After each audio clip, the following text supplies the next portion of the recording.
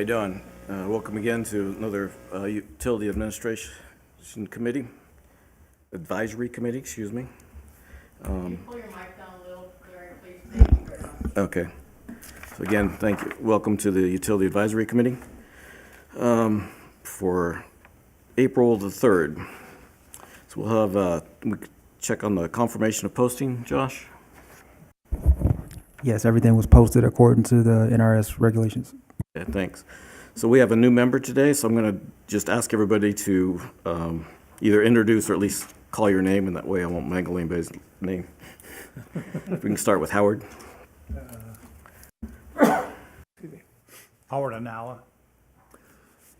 I'm Ned Shamo. Larry Carr. Randy Lemos, the newest member. Thank you. Greg Todd. And thank you, Randy, for joining us. Appreciate it. My pleasure. So I guess we'll do the Pledge of Allegiance.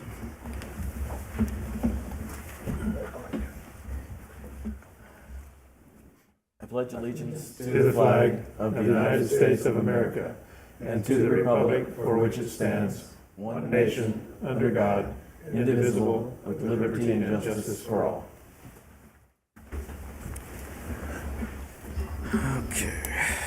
So then we have the public comment. Josh, did we have any emails or phone call, any emails or letters? I didn't receive anything. Okay. So seeing that there's none of the public in the audience besides staff, we'll go to the phone. So 702-589-9629. We'll probably give it about a minute.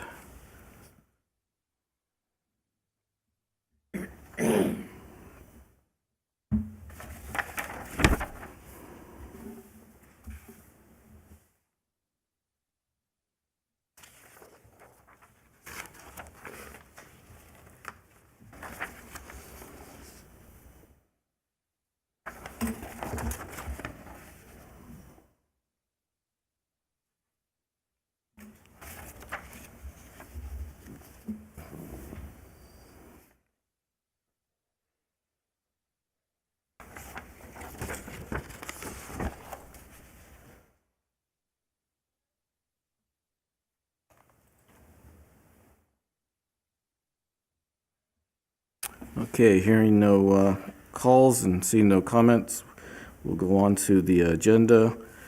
Since it is in the agenda postings that the agenda items can be taken out of order, then we can just state, is there any reason that anybody wants to change the order of the agenda? Yeah, Chairman Carr, we would like to move agenda item 3 up to agenda item 2, swap those in the interest of staff time. Okay. Anybody else have any comments on the agenda? Okay, so we'll go with agenda item number 1.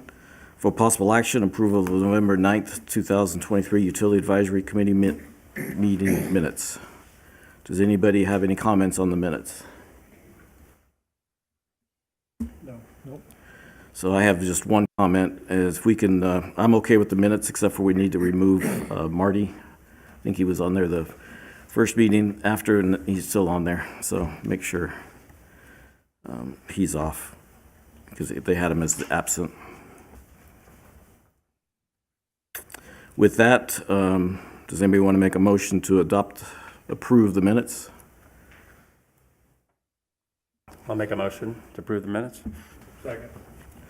Okay, all in favor say aye. Aye. Aye. Any opposed say nay. Motion passed unanimously. Okay, so then we're going to go to we'll go to item number 3, status update on progress and development of ongoing capital improvement projects.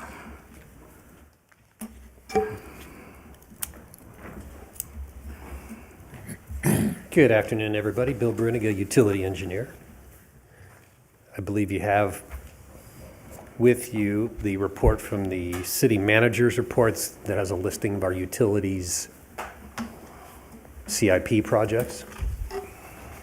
And I'd be glad to go line by line to each one if you would like. I've got a few comments on the status of each. The way they're grouped, we have several electrical projects, and then we've got water, and then followed by wastewater. Would you, landfill also. would you prefer us to let you go through each section, or can we ask questions as you go? You can ask questions as we go. That's Okay. fine. Thank you. We've got some that are finished or they're in closeout, some that are in process, some that are ongoing types of projects as well, mostly the water projects. Starting with electrical. And I'll use the Munis project code. Sometimes that's the easiest way to keep track. So we have 1901E 1901. Feeder 63 to substation tie. The site work is done, and so we are in the financial closeout phase of that project. E2102, E2103, those are both in internal design. And those are, try to remind me, those are key for specific substation, or does it just in key need for the overall changeover for the 4 to 12? 4 to 12. 4 to 12, okay. Are those going to be overhead, or are they underground feeder ties? Or are they a combination of both? From what I've seen, they're all underground, right? Okay, just, okay, Like the feeder 63 tie. got it. Yeah, these are in the Hemingway kind of area, and we're just kind of finishing up the final design for that to get these to go out to bid. So along, trying to think of the name of the street that's goes along the SNWA pipeline easement. That street, that's where this feeder is going to be tying subs 6 and 4, and then across the highway and that other development also.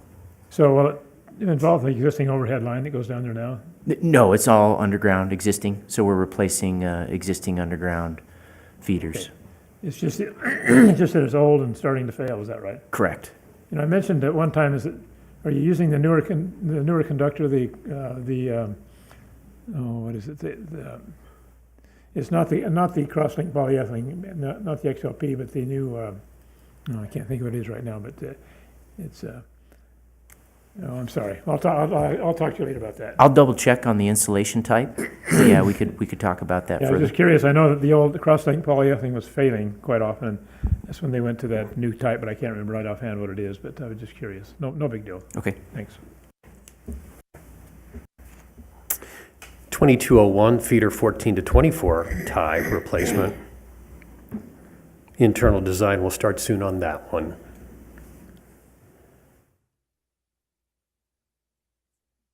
(2202) Red Mountain distribution line. So we have the final transformers are on hand. They'll be installed in-house. And by our next report, that one should be closed. So those are the transformers that are going to go into 4, so one can be bypassed? Is that what I remember? Yes. Okay.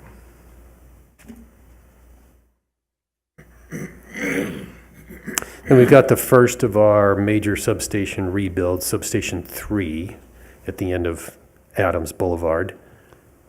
Our long lead item on that is the transformers.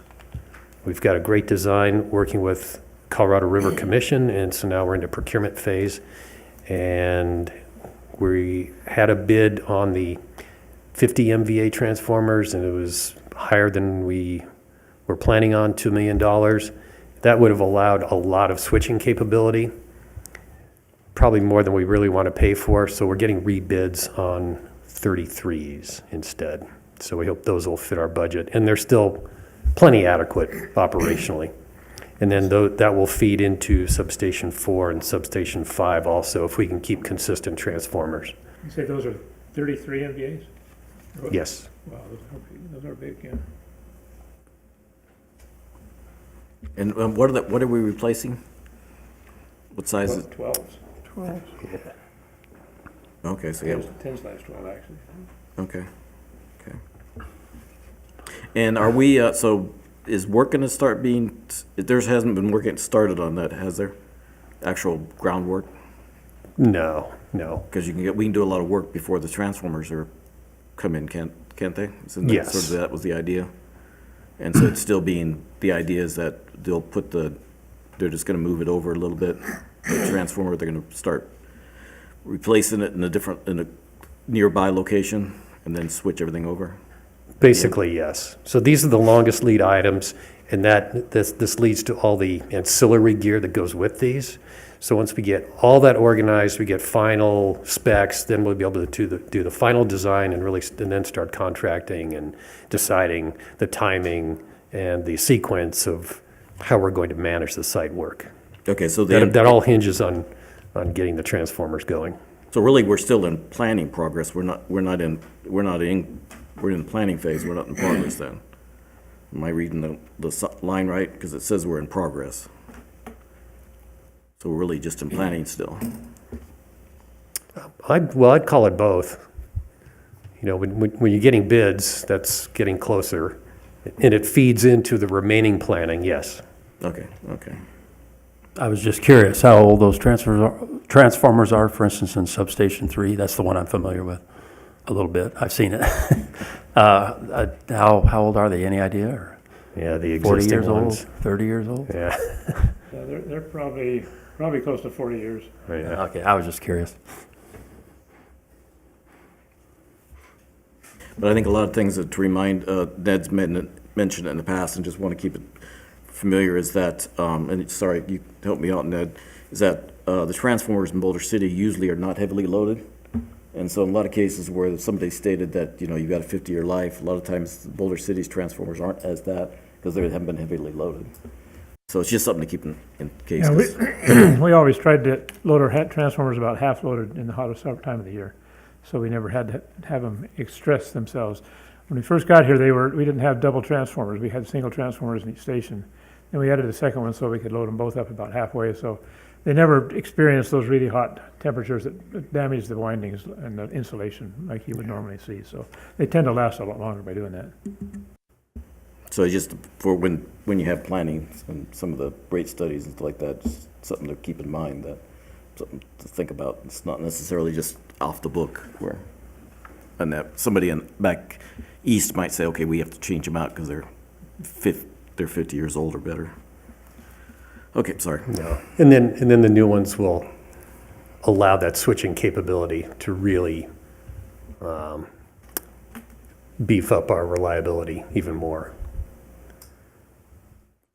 Yeah, if you've got the feeders to do it, yeah, you can pick up other circuits pretty easily if you've got the capacity in the transformer to do that. Yeah. So, helps. Are they being built for the desert environment?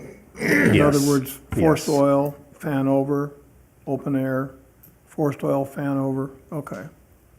And then the winding temperature also is very critical as to how you design and build a winding temp rating for above ambient.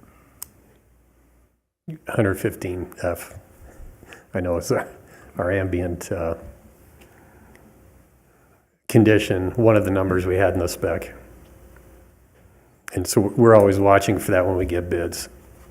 That's the rise, the allowable rise, Ambient temperature. ambient temperature, Yeah, ambient plus 115.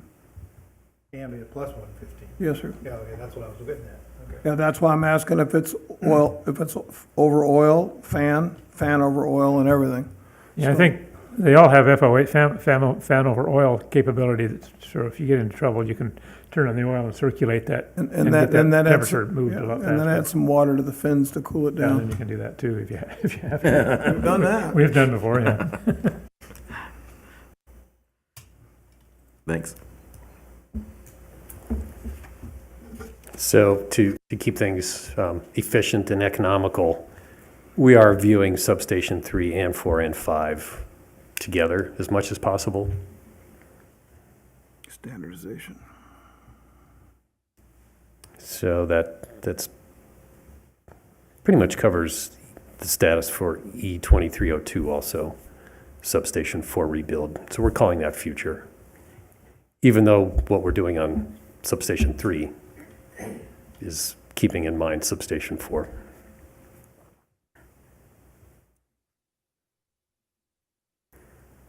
2303, the meter upgrades, that's ongoing. Progress is satisfactory. And then there's 2304, the substation 5.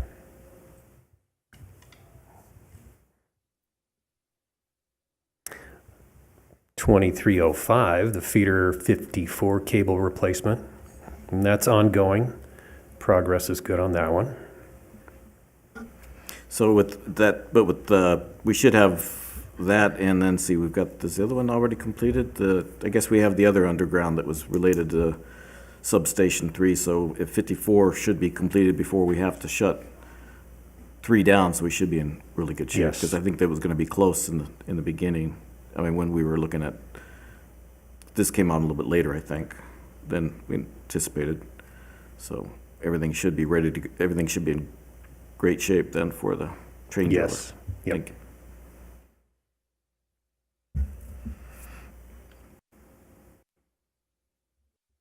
2401, refurbished transmission switches.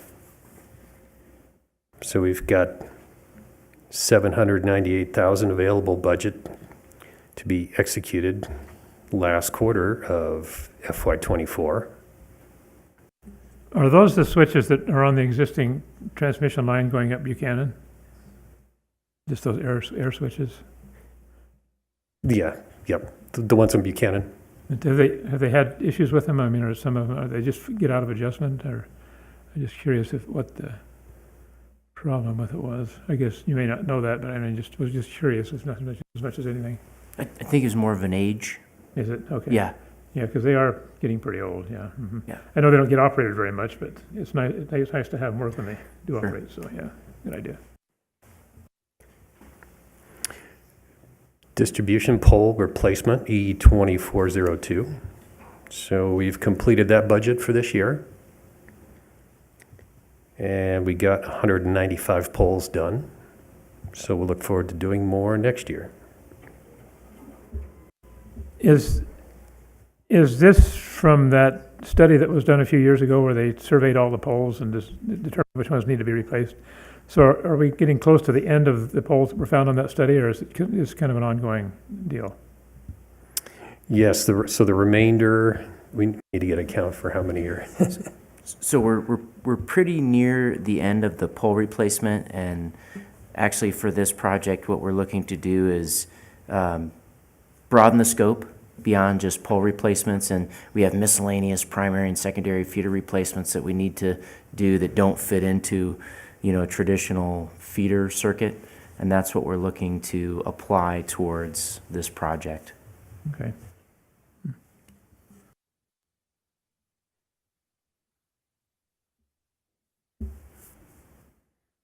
So like in the next upcoming CIP, you'll just see the pole will be removed. It'll just say distribution replacement.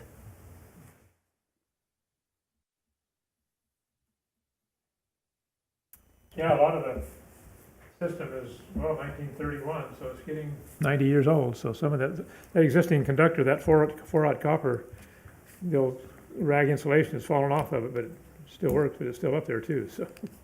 That copper will conduct for a couple hundred years. Oh, yeah, We're that okay. copper's good stuff. We just got to take a skinning knife up there and clean off that insulation, Mm-hmm. and then we'll get rid of that When it problem. hangs down, yeah, because it doesn't do any good anyway, so. Or run a pretty good fault through it, and that'll clear it off real quick. Yeah, Hey, that would do it. Been done before.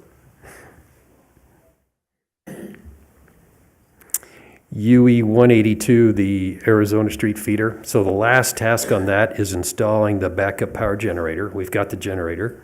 We're getting bids to put in the generator, and that'll be it for that project. What's the generator for? Power for utilities over at the shops. Oh, okay, got it, all right. So if I'm, since this is liable to be our last meeting for this fiscal year, are we looking at possibly, if we got a available budget, we're looking at possibly 9 million to carry over into the fiscal year 25, just as a starting point?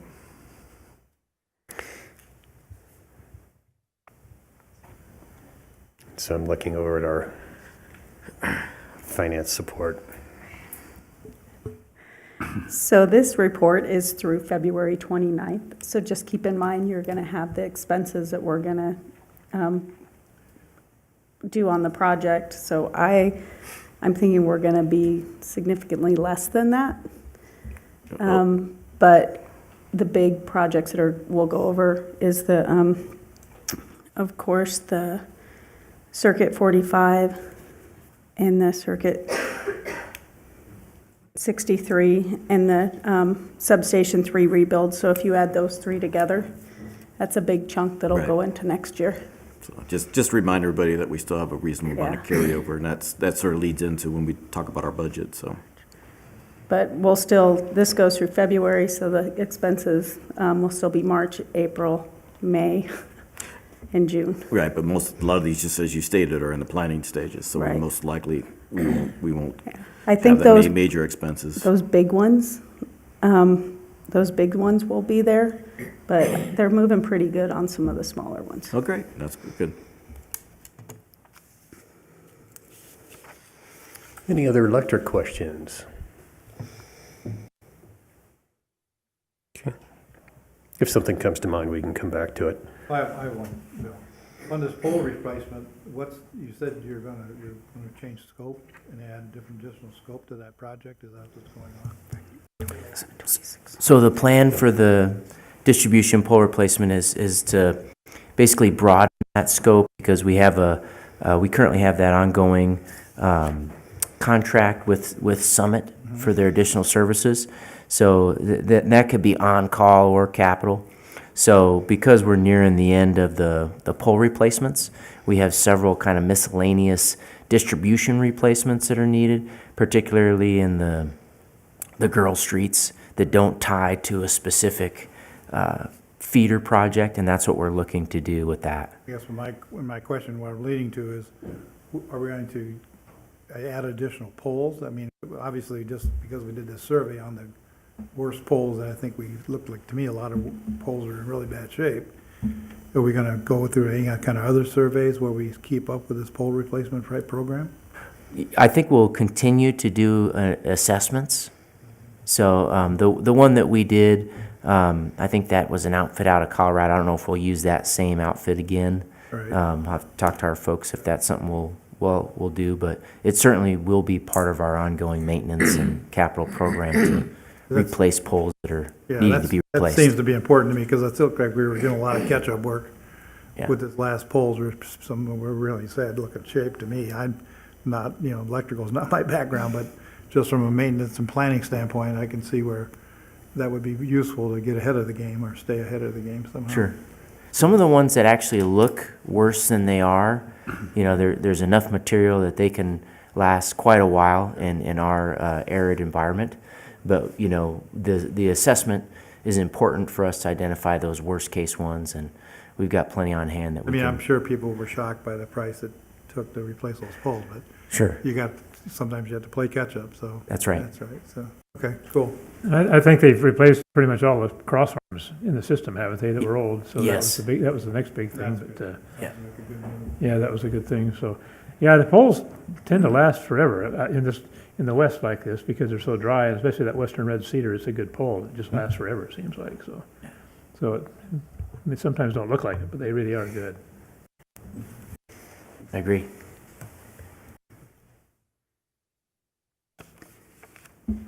Well, let's take a look at water projects. The Vector truck has been ordered, and we're in the delivery schedule of the vendor for that one, FY25, for receiving the new Vector truck. W2304, the first response truck, we have that.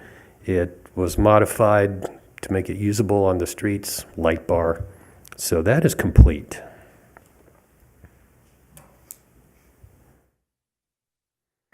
Copper service replacements, W2006, that is ongoing, and they keep progressing.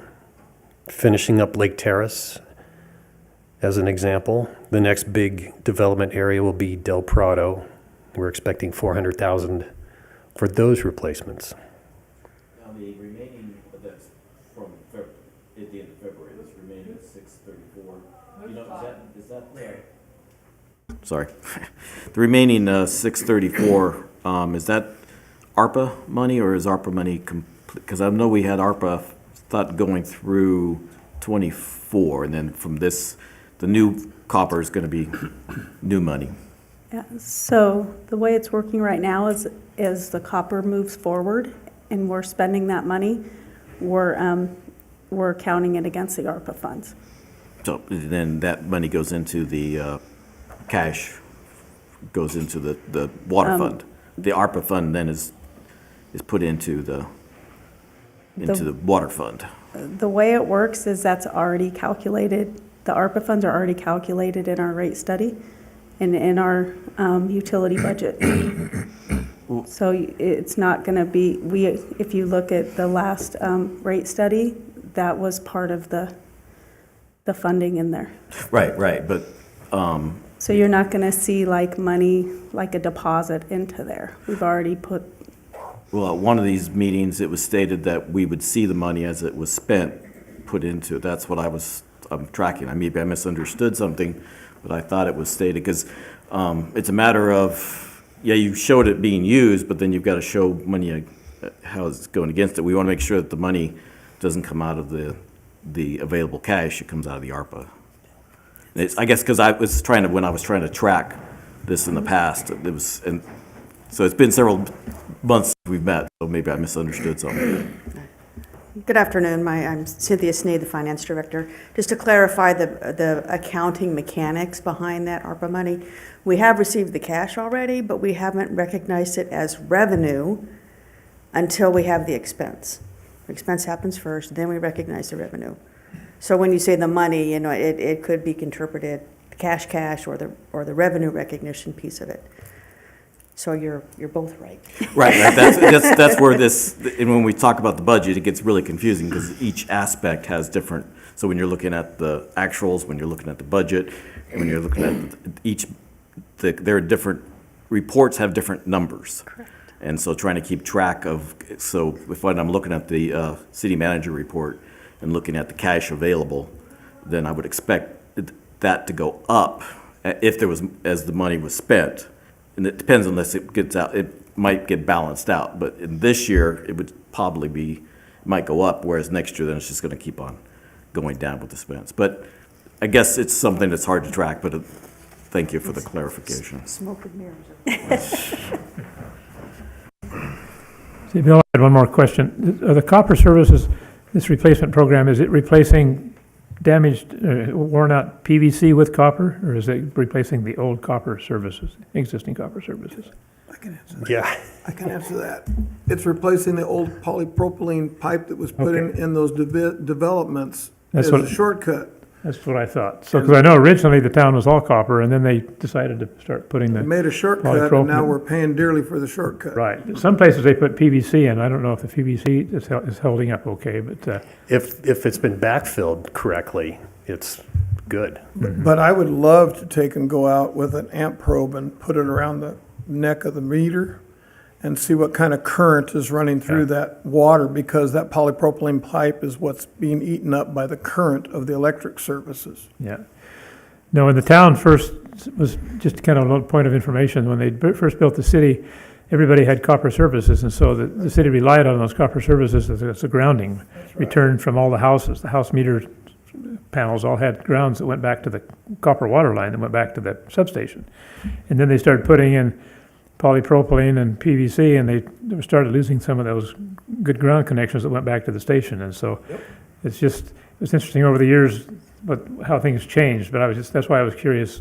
Hopefully, I'm glad to see that they're actually putting the copper back. Copper, yep. Yeah, that's good.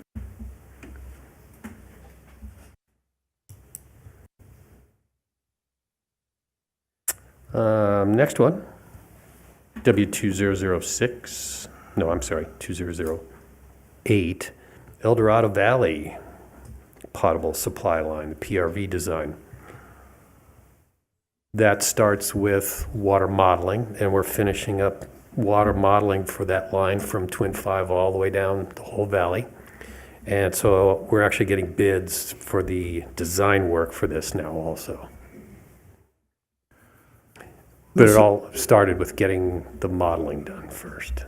This is the old original line that went down El Dorado Valley to the steam plant, correct? Yep. Do we still have the reducing neck on Nevada Way going down 95? Is that neck still in the corner there from a 16 or 18 inch to a 14? Well, it's on the southbound Yeah, segment. yeah, it And jumps yes. across under the highway. So we have that, but we need to do one more upstream of that and then two more downstream of that one, is what the water model Yeah, showed the us. water model is saying that the pipe is singing very pretty songs Yeah. due to the volume going through there. Because I've heard it. I used to work down there, and then in the morning it would sing pretty nice songs. Because that 14-inch line was singing really good.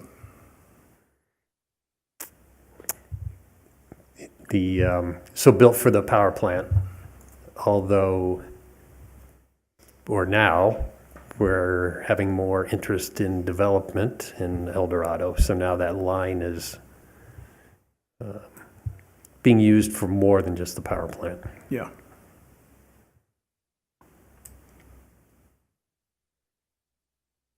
And part of it is the potable water supply, but it's also fire water.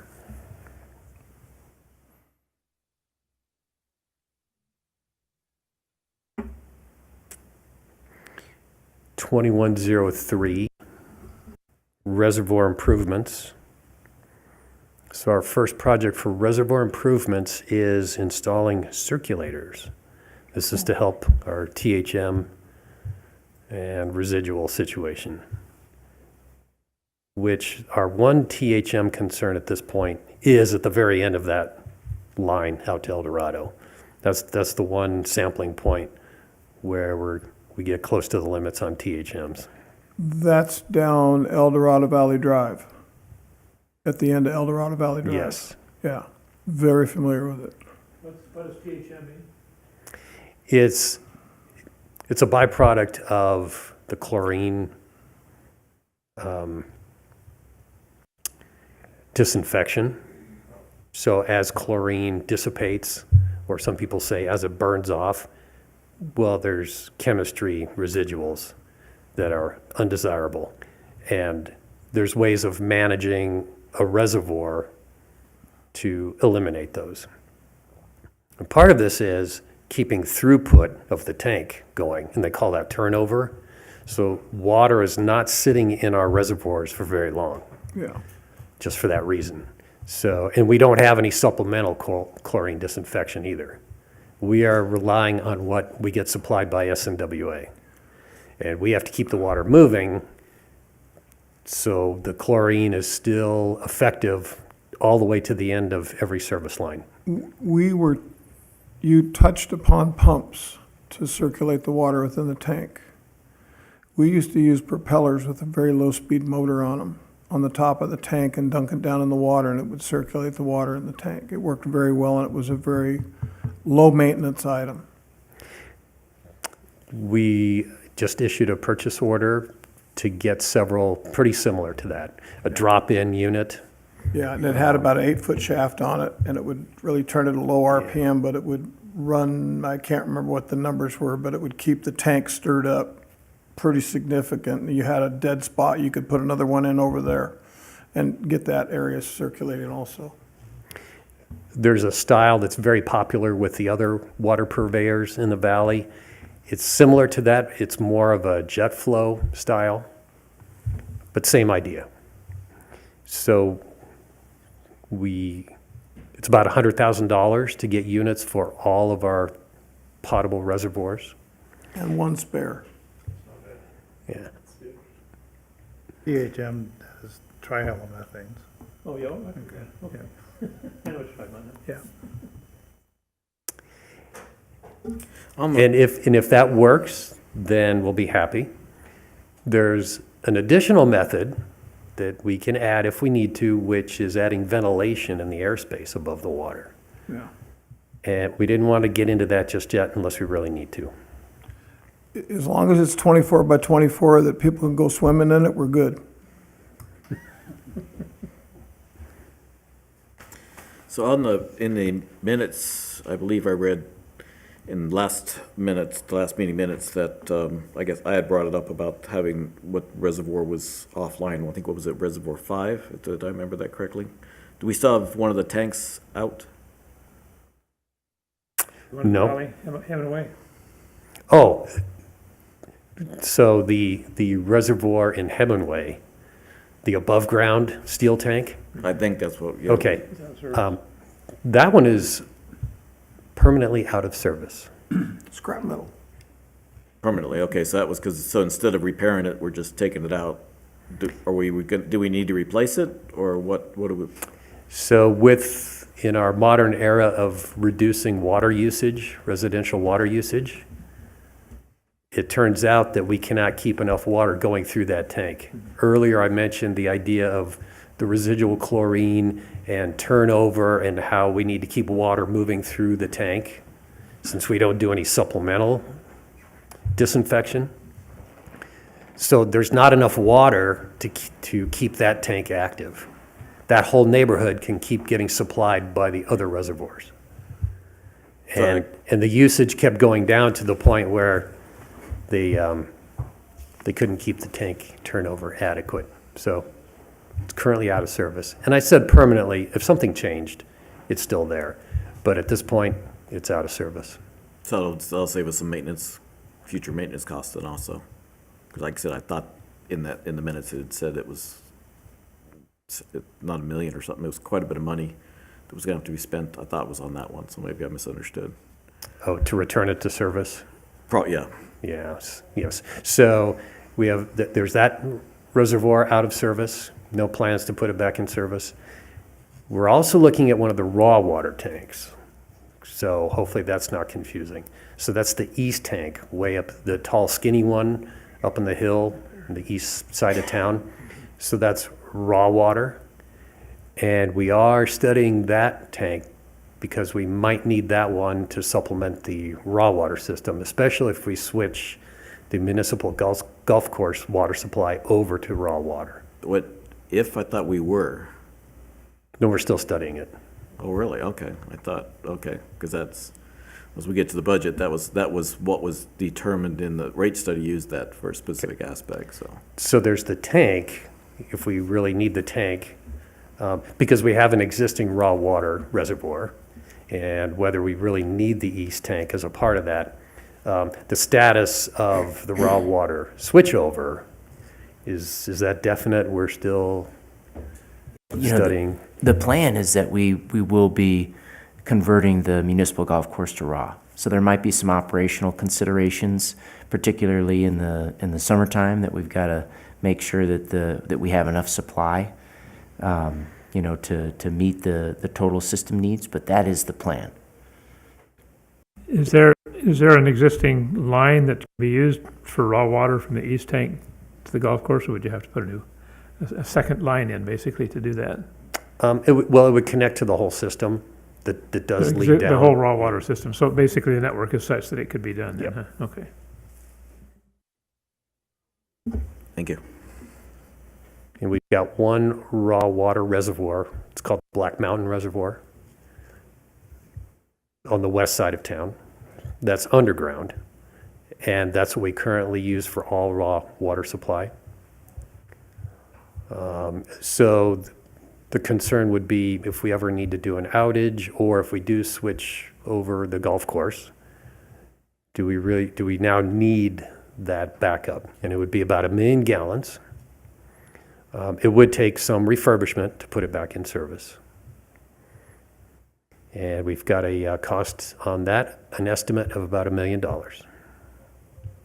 So I know it was done about in 1990. They completely went through, sandblasted it and recoated it. So it's gone kind of bad inside again then, huh?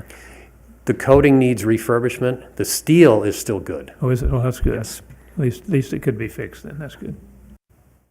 A few months ago, we had an assessment done by a tank expert where they cleaned it, took a look, took measurements, and the steel is still good.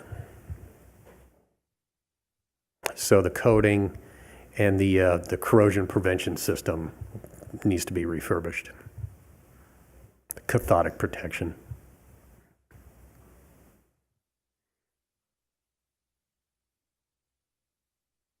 Yeah, had the opportunity to go inside that when they were doing that. It was quite a sight to see because it's like, what, 80, 90 feet tall, and they had scaffolding all the way down around the inside, and they were going up those walls, Yeah. sandblasting them and then recoating them. So it was quite a deal when they did that. And everything went through that little passage. Yeah.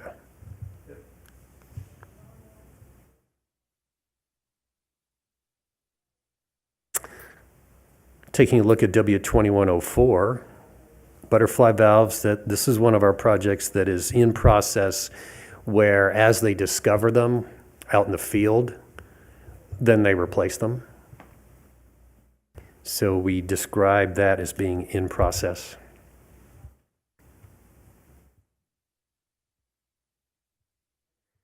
(2201) water meter replacements. We are closing that one. It's done.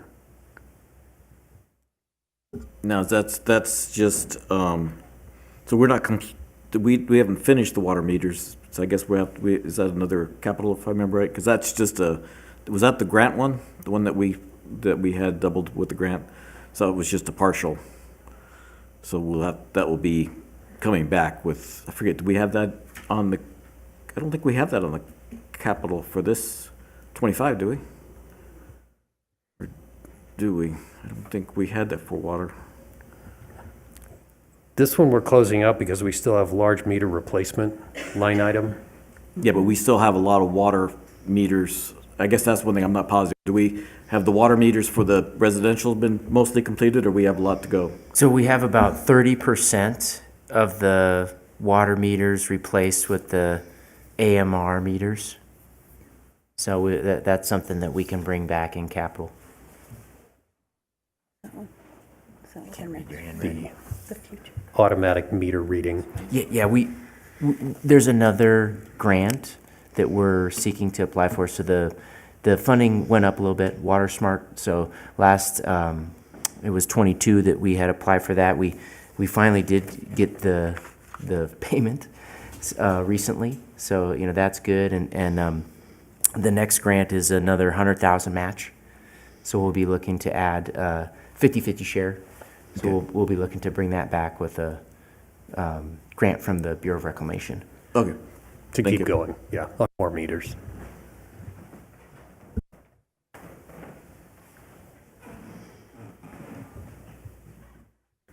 Similarly, W2301, that's another one that's ongoing as they discover replacements needed.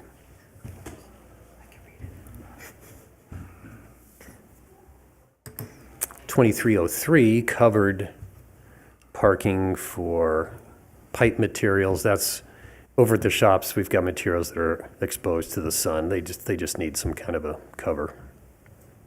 That's been ordered and the installation is upcoming.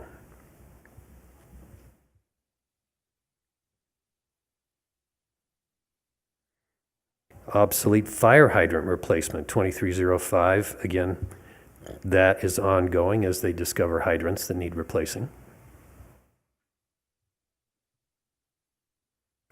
Is that quite a problem? Do they, I still assume they still go around and exercise those hydrants regularly. Do they find quite a few of them that are, or they can't seal them or can't open them, I guess? Probably there's a big problem, so. It's occasional. Is it? Okay. Sometimes they Just go never a know. long time without finding a problem. Mm-hmm. Yeah, interesting. Then they'll get like 2 or 3 in a row.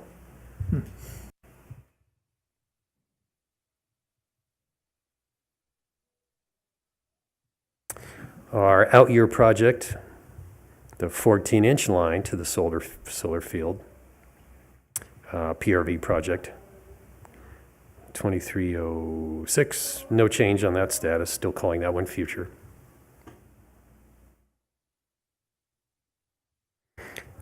The W2307, design and install PRVs for Twin 5, So the water modeling is in process for that as well.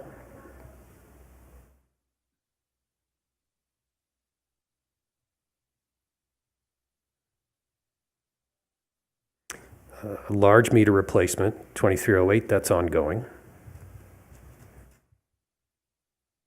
Again, as they discover replacements needed. The large meter, so is that's just anything that goes bad, or is that, I thought that was also related to commercial. So we're trying to get the commercial onto the new, make sure they're all completely on the automated one. So the large meters we're kind of referring to are like the really, really large ones, like, for example, for St. Jude's, like that. That's going to be the next one on the list that we're going to execute, so. Okay, so the commercial and the residential still have to be upgraded? Correct. Okay, thank you. Yes, this is not commercial only.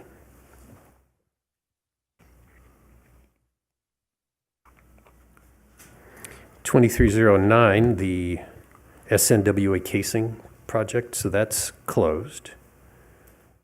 As we close out and make sure everything's paid off and close out the books, any remainder will go to copper service.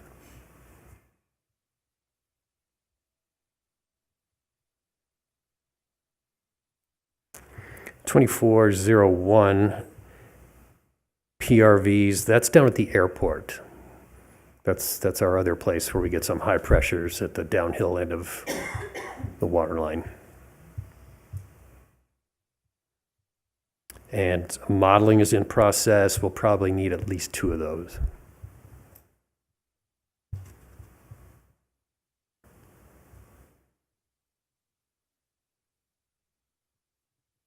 Will they be two in parallel, or will they be? Yes. The pressure reducing valves you're talking about for the water down to the airport? In parallel. Oh, they will, okay. Yeah. So there's actually 2 lines go down there then? Yes, there are. Okay.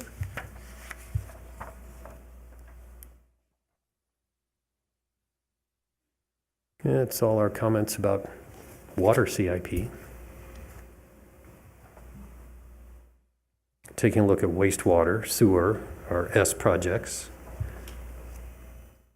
S2004, that's the headworks upgrade. So that's the new screen. That's been ordered and it's in production. We will be receiving that September. And so during that time period, we're working on the installation package that we'll need to hire a contractor to put it in. So we bought it, the city bought it, so it will be furnished equipment to the contractor. But we knew it was long lead, so we needed to get that going. Is it going to be quite an effort to remove the old existing system and fit this in the new spot, I guess? You got to take one out and bypass the sewage in the meantime. It's going to be quite a job, sounds like. Yep. We pretty much have it all planned out. It really shouldn't be that much trouble. That channel in the whole system really isn't that big. Yeah.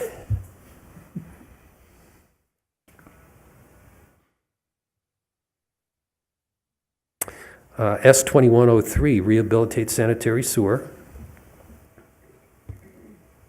Largely used on the pipe bursting that we did on Foothill that we've talked about. Yeah. That went pretty well. Next will be Park Street. That's the next project that will be out of this line item. And the design is in process for that one. Is that old clay pipe that's still up there? Yep. It is. Yep. It's still up there, huh? Yep. My word, I thought they'd replaced that a long time ago. But this will work on that then, huh?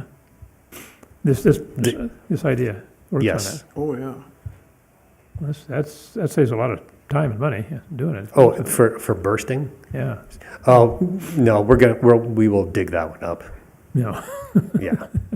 Now, the Foothill situation, that was good for bursting, but this one we'll need to dig up. Oh, you will, okay. All right, yeah.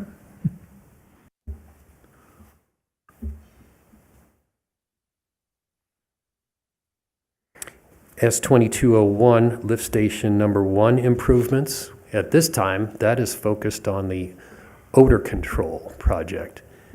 And I would suggest going down to Lift Station 1 because you'll see a new air scrubber on site. And the scrubber's on site, and we're currently hooking up the piping, and we're getting close to being able to turn it on and start testing. I think it'll work, huh? Mhm. That's good. Yeah, we'll spray Chanel number 5 in the outlet. They do what now? We'll spray Chanel number 5 in the outlet. Make it Be smell real surprised good. the number of people who have tried that. This unit that we're buying is similar to ones that the Reclamation District is using over in the valley. So it's typical. So it works, it must work pretty well then if Yeah. they're using it. And it's what we call a dry system. The original odor scrubber that was down there is the damp, wet wood chips Really? across the street, which fell out of use many years ago and was replaced by chemical treatment for odor control. It also cuts down on the corrosive effect of H2S. Okay, that's nice, but we still have odors. And this also ties into the reduced residential water use because those pumps are on-off. And they wait for the chamber, the wet well, to fill up to a certain point for the pumps to turn on. Well, it's taking longer and longer for that wet well to fill up. It's just they're generating more while it's sitting there. And so it's sitting there getting more stagnant and more foul before the pump turns on. And that's just the nature of a pump system that's on off. So briefly, what kind of a process does this? Some kind of electrostatic processing or what? For the dry scrubber. Yeah, the dry scrubber, how does that work? It's a dry media that is actually chemically treated. So, and there's a blower that sucks the air through, the foul air. So we're currently hooking up the piping into the wet well. We're actually intercepting the pipe that went to the original wet scrubber. We're connecting on that, suck that air through. The dry scrubber doesn't need any water, and just the media reacts with the corrosive and foul-smelling constituents chemically, which we decided which would work from last year's extensive sampling that we did, where we got chemistry on the fumes coming out. That was a big part of how we decided that this dry scrubber would be suitable.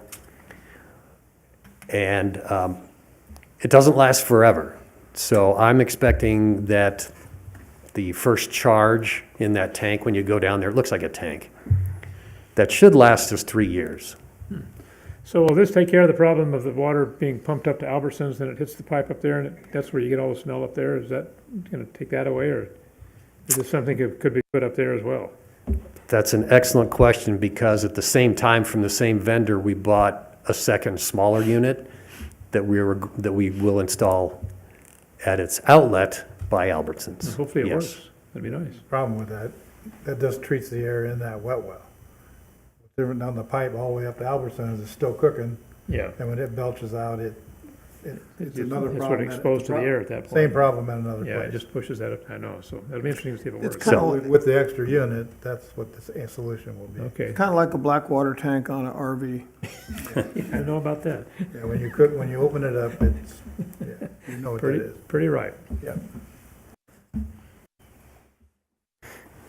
We've also had conceptual discussions about even beyond just these initial systems.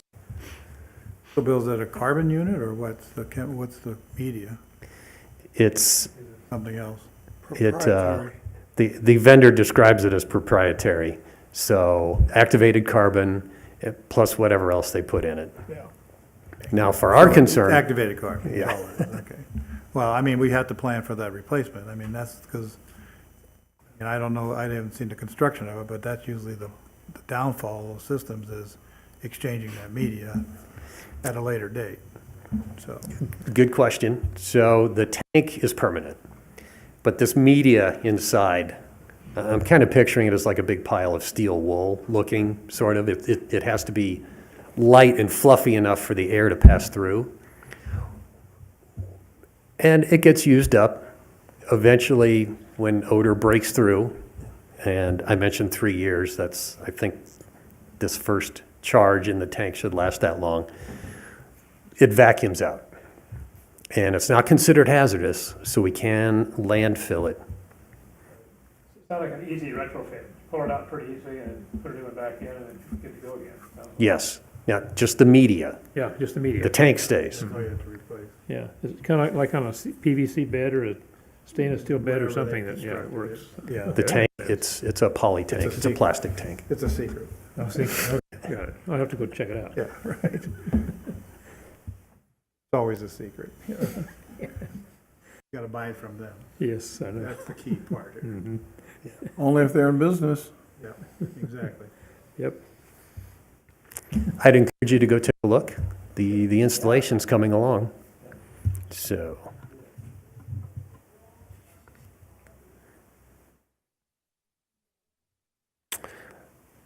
next item, the chlorine contact chamber, S2202. So that's an above-ground Maze. labyrinth contact chamber. Well, however many years ago, we're not quite sure, the chlorine injection pipe was actually spraying onto one part of the wall and caused damage. Kind of ate it. And they tried to do a patch job. It lasted a while, but it's still damaged. So we've actually engaged a consultant with a structural concrete expert to take a look at the drawings and see what we can do. So the idea, one time you talked about building a parallel one. Will this be a new parallel one, or we're just going to repair the existing one? Yet to be determined. If there's a way to cut out the bad section, because it's in one spot. Right. It's not the whole thing. I could fix that, or tear that out and just replace that part maybe or something. Yeah, that would work. That would be the goal. Yeah. And yeah, it's too bad because the whole 90% of the rest of it is still fine. Channel is still good. Yeah, I would think so. So, next time we'll have more on that one.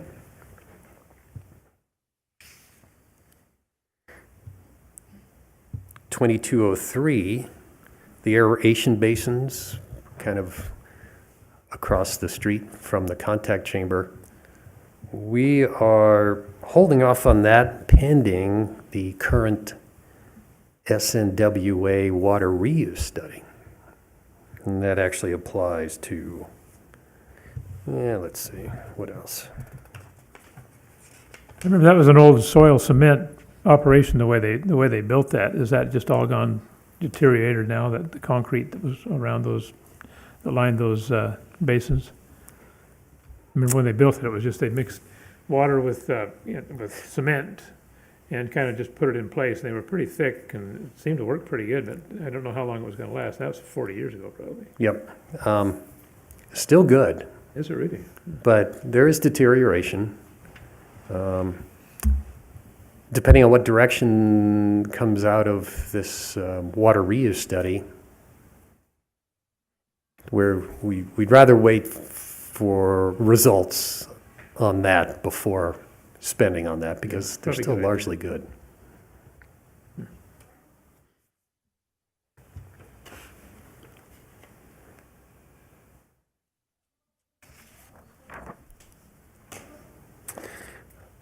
Similar to lift station 1 is the next line item 2301, which is lift station number 3. And it's probably good to mention even further on the list S2401, which is lift station 4. So we're starting to now view all of these as a system that we really need to have an integrated plan. In the Hemingway Valley, there's lift station 1, 3, and 4. And 4 is the furthest downhill, the smallest one, and that feeds into lift station 3, which collects most of Hemingway Valley, and then that pumps up to Lift Station 1. So by the time the flow gets to Lift Station 1, part of it has been sitting the longest, which is why that one has the odor problem.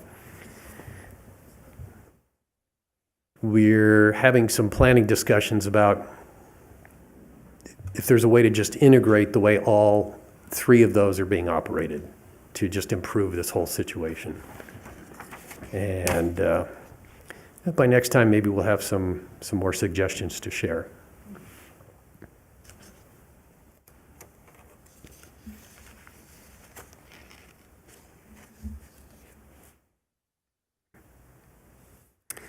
The next line item, S2302, rehabilitate the sanitary sewer mains.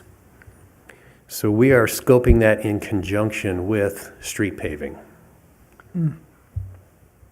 So that's the scope and focus of this budget. Most of those are PVC. Are they starting to go bad? I would think most of those mains are PVC, aren't they?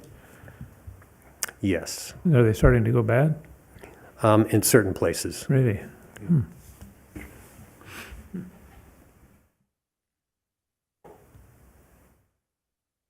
2303, the additional shower down at the treatment plant.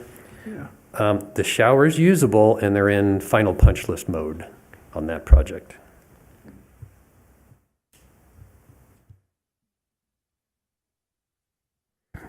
(2304) Veterans Park wet well upgrade. We are keeping that in the future.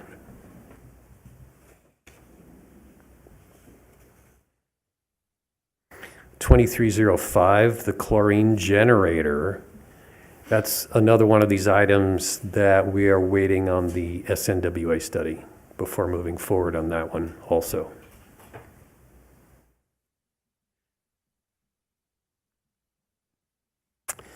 S2306, upgrading the foundation and floor at the lab building. We will move on to that one after everything about the shower is complete. Is it just gone bad? The floor and the foundation is deteriorating or something? There's sections where the floor is basically crumbling Oh, really? Is that from because of settlement. The smell down there, the gases that are there in the concrete, or? I don't think it's from that. It's just from settlement. Oh, really? Okay. Yeah.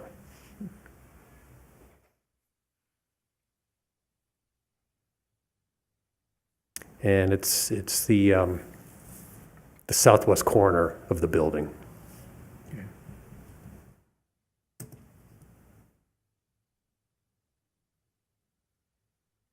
(2307) the SCADA improvements. That was a cell modem upgrade for comm. This is a comm-related improvement. And that has worked out really well, so that upgrade is complete.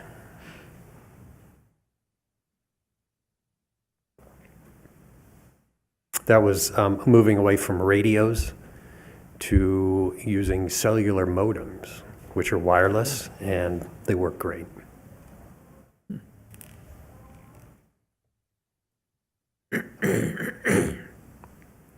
Lift Station 4 improvements.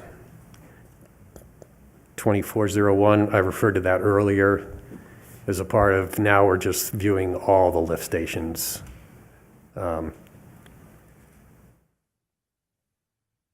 our overall planning.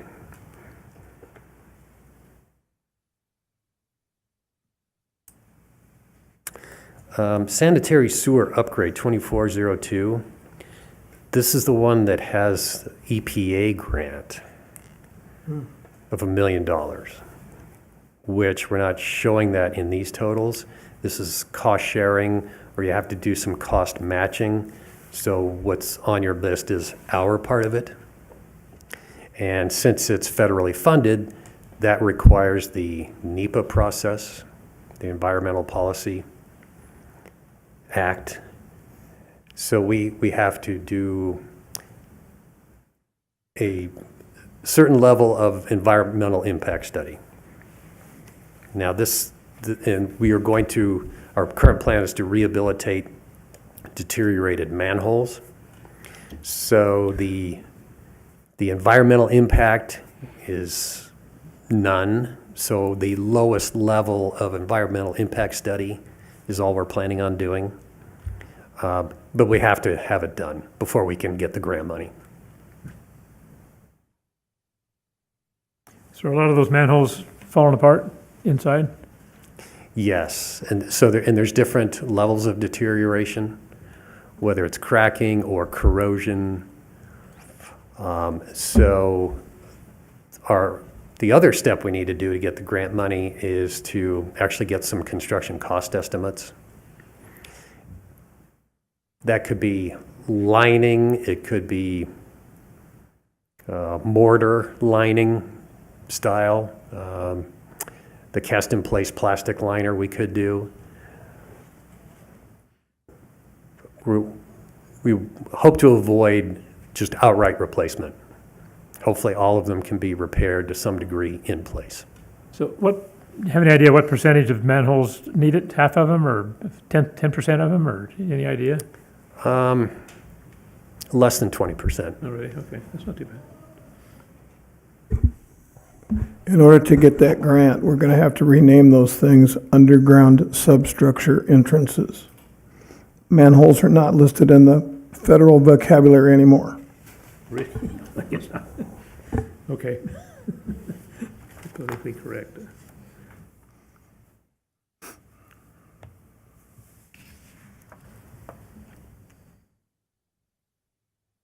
If there's no other questions about sewer projects.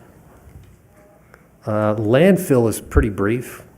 We have a design for installing fencing and perimeter road, and we will move forward on that. The bid package is in process on this one. And all these line items here, we're actually viewing these as being all together because we've done different levels of design work and phasing because we have a lot of land available for great future capacity. Right now, today, we're only using a small part of it.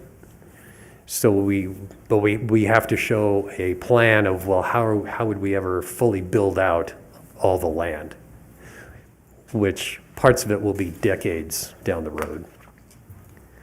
So we did a phasing plan to show how we would incrementally use the landfill area.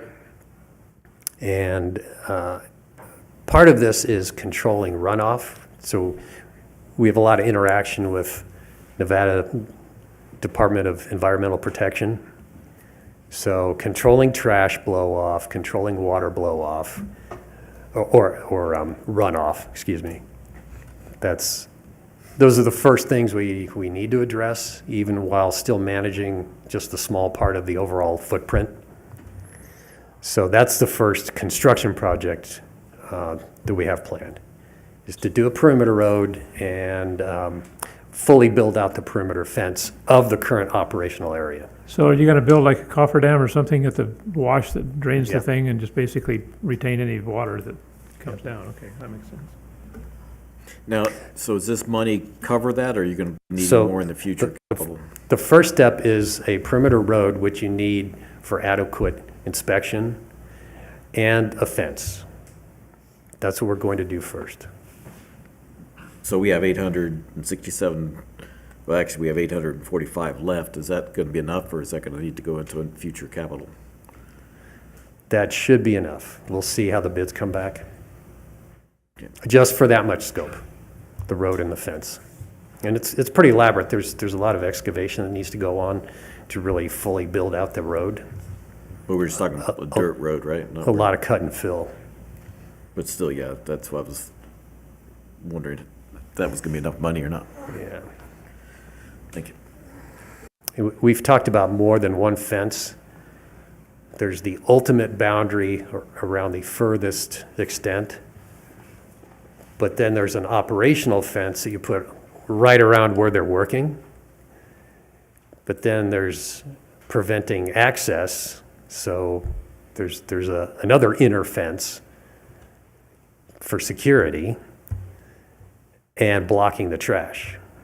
So we've mentioned all of those types of fences at various times in the meetings. So the last one we put up was the result of an inspection where, some of the existing fence got blown over or pushed over. And so we did a retrofit right around where the current operational active area. And that's worked out pretty well. So the plan to put a substantial, like a chain link fence, 6-foot tile all around the entire perimeter of the place to begin with, and then No, just around the operational area. just a security type fence? Will you have anything at all around the perimeter itself, like a barbed wire or anything like that, or just nothing?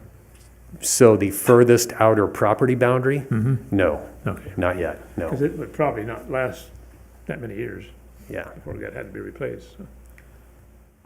that'll be a huge project. Because the footprint is big. So, no, we're trying to manage the budget by only fencing off as much as we need to for now. How many acres is that property? Oh, man. Let's see. I believe it's 150. Oh, that's a baby fence. I just got notice that we're doing a 640-acre block wall around the power station down El Dorado Valley Drive. They're going to put a block wall around 640 acres, 12 foot high. That's a square mile, isn't it? Yep. That's the old McCullough switching station, and then they're going to move over to Marketplace next and do the same thing. It's the world we live in. Security. Well, that was the question I was going to ask. Is there any provision for cameras to be mounted on the future said fence? Because with solar panels and a battery up there, you could remote fire cameras and monitor your breaches that you're having happen with some of the off-road constituents. That's what happened to the last breach. They cut the fence.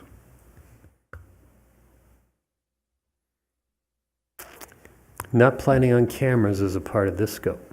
We want to get the road and the fence in. We have talked with the landfill operator about security. So we'll decide what we really need to do on that topic also.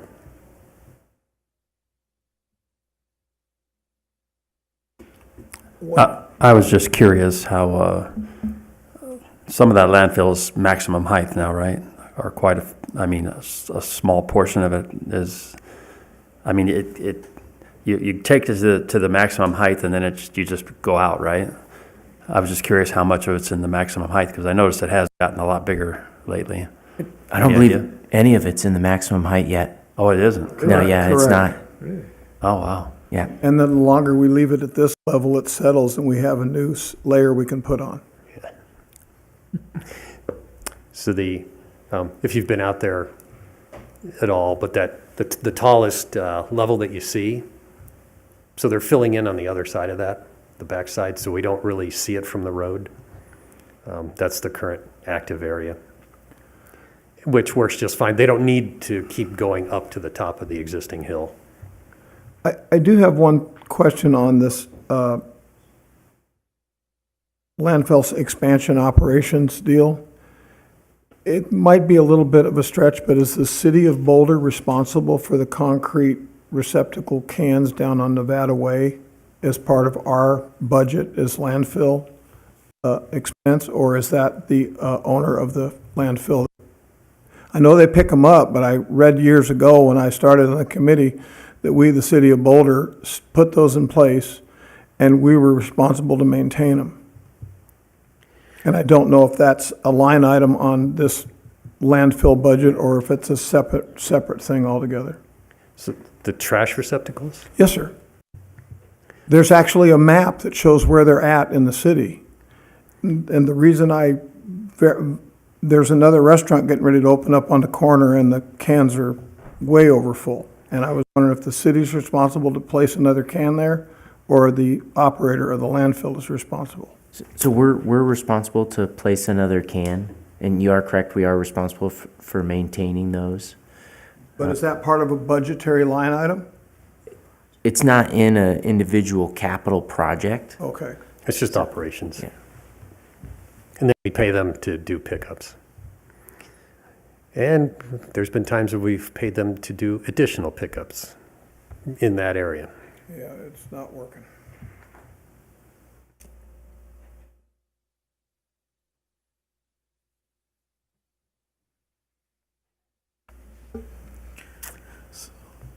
So is that- Anything else? Anything else from the members? Well, thank you. That was very informative. Really appreciate it. I know it took a little time, but it's very helpful to get it caught up, so I greatly appreciate the time spent. No, you're welcome, and thank you. Good to see you all. Okay, so we will close out item number 3 and go back to item number 2 if we're ready, Joe? Okay. So, update on the water and power consumption. All right, good afternoon, committee members. So first, I'd like to discuss water. So if we can pull up the Boulder City cumulative deliveries. Next one, or what's it should say, Boulder City cumulative deliveries.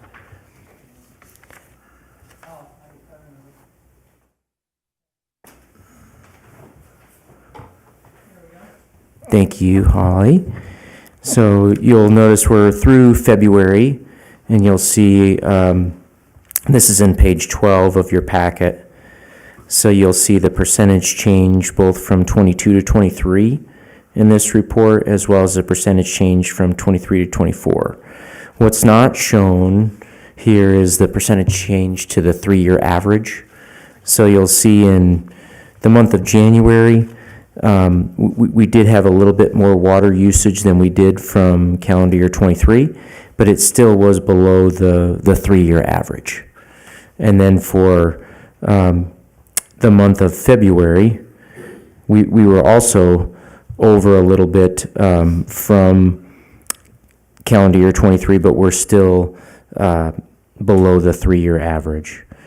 So the kind of the latest and greatest on water, we had a water audit performed.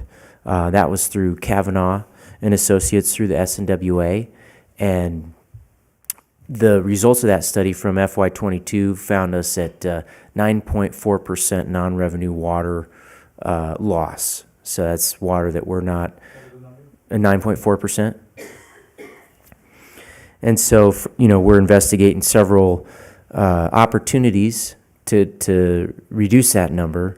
One of those is satellite leak detection. And that's where we can go out and identify leaks ahead of time that are not yet rose to the surface. And then others, just regular conservation activities. That was total, so that's potable and raw, the 9.4? Yes. Okay. Yep. Oh, that's just potable. Okay, my apologies, that's just potable. Okay, so Yeah. 'cause I wouldn't think that the raw would have that bad of a leakage, because it's a relatively newer system and isn't as large. So that, yes, that memory serves me. So the reason they did just potable is because the rest of the purveyor members also only receive potable. So we can elect to do our own raw audit ourselves or raw analysis. We have not done that. This was just a potable water audit. Yeah, I think just because in the 2003 rate study, they were using 10% for potable and 10% for raw. So that's to what they were estimating for the water use of losses. And so it'd be nice I would assume that that the raw would be less than the potable, I would hope. But at least a fair conservative estimate It's true. on losses. So What was the previous years, their previous audits? this was the first one that we had done with this particular consultant. Right. AWWA actually has changed their reporting metric and moved away from that value, and they're reporting it in a different fashion because as you conserve, that number actually goes up. So Right. So what were, did you have a preview to any of the other entities' water losses? I haven't, but I could certainly inquire I'd to be see. just curious to see Yeah. how well we compare against other systems.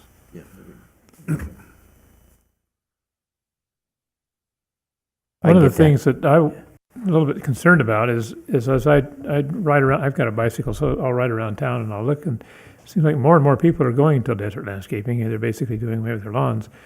And one of the concerns is we see them doing that, we're not selling as much water, which means we're not making as much revenue, which means we still have fixed costs we're gonna have to be meeting.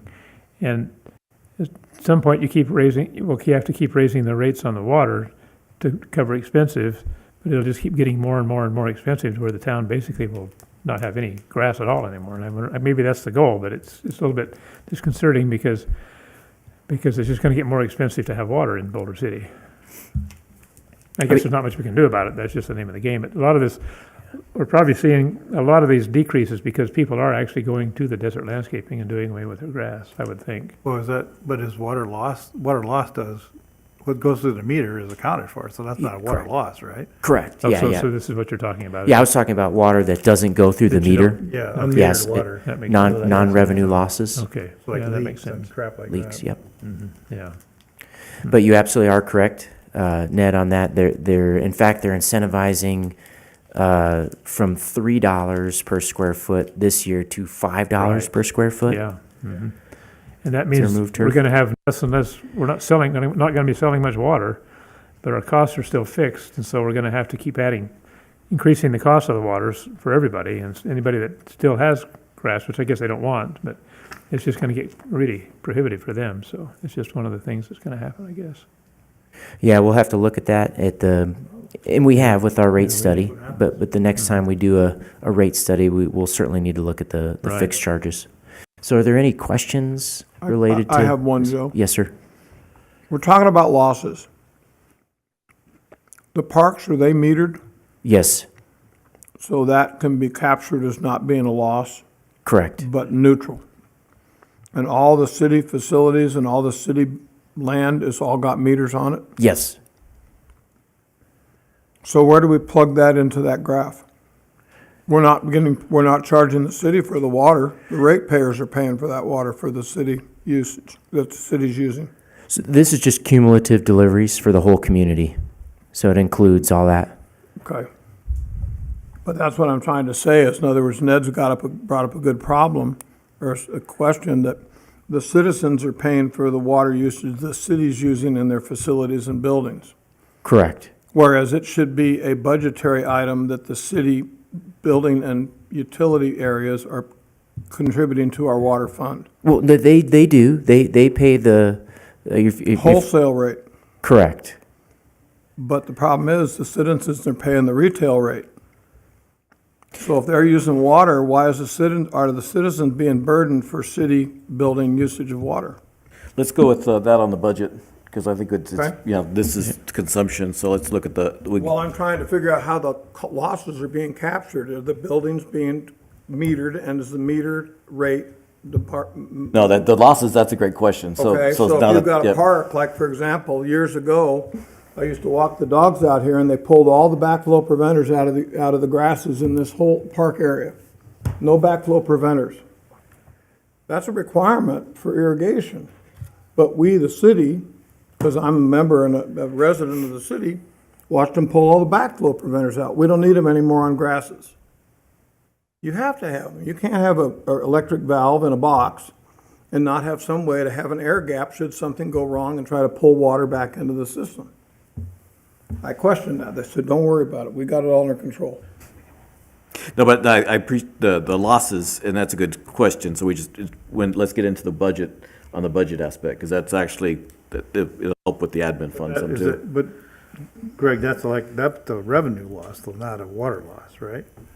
Is that what you're saying? No, what we're saying is that the basic thing that I understand in my simple little world is the citizens of Boulder City are paying for the water usage in City Hall, for example, at the wholesale rate. Ned has brought up a good point, is we're not selling potable water Right.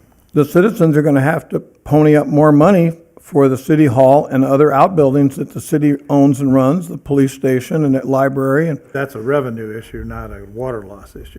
Correct, but I'm trying to find out how they're capturing this information. That's I all agree. I'm trying to find out. But actually, today, right now, though, it's both, if you look at it, because asking the question of what's considered a loss is water, then it goes to revenue. So because you got some issues with water, the one point about the citizens pay for the loss. Well, but if it's accounted for as a metered effect, it doesn't matter. Correct, but the loss is that 9.4%. Revenue, Yeah, yes, the we got an 9.4% is, the citizens are paying for that 9.4%. Okay. The city is not. And so, and the same thing with power. So that's where your loss of is you want to sort of understand it. Sounds like a stretch to me, but I'll listen. I'll keep listening. No, I guess I think it's, because Joe, that's where this is relevant to this section, and then it gets into budget. The 9.4, it's not going through any meters. So the city is only paying for their metered part. That's the only thing they're paying, that wholesale price.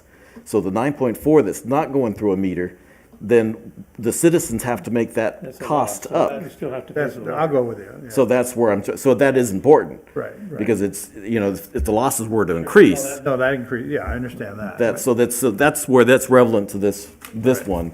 And I just want to make sure everybody understands that. So there are things that, because that's what we're here for, is to revenue requirement. But And so if we can keep But even the at cost down. But even I think at 9.4%, 10%'s probably not think we're gonna find out that that's probably not a bad number. No, it's not. I just want to be, Which, I mean, to get down to Losses something are like, pretty, yeah, to get down to something like. No, 6%. because see, you're mixing percentages up with gallons. Okay, and if you got 10%, 9.4% gallonage monthly, now figure that number out.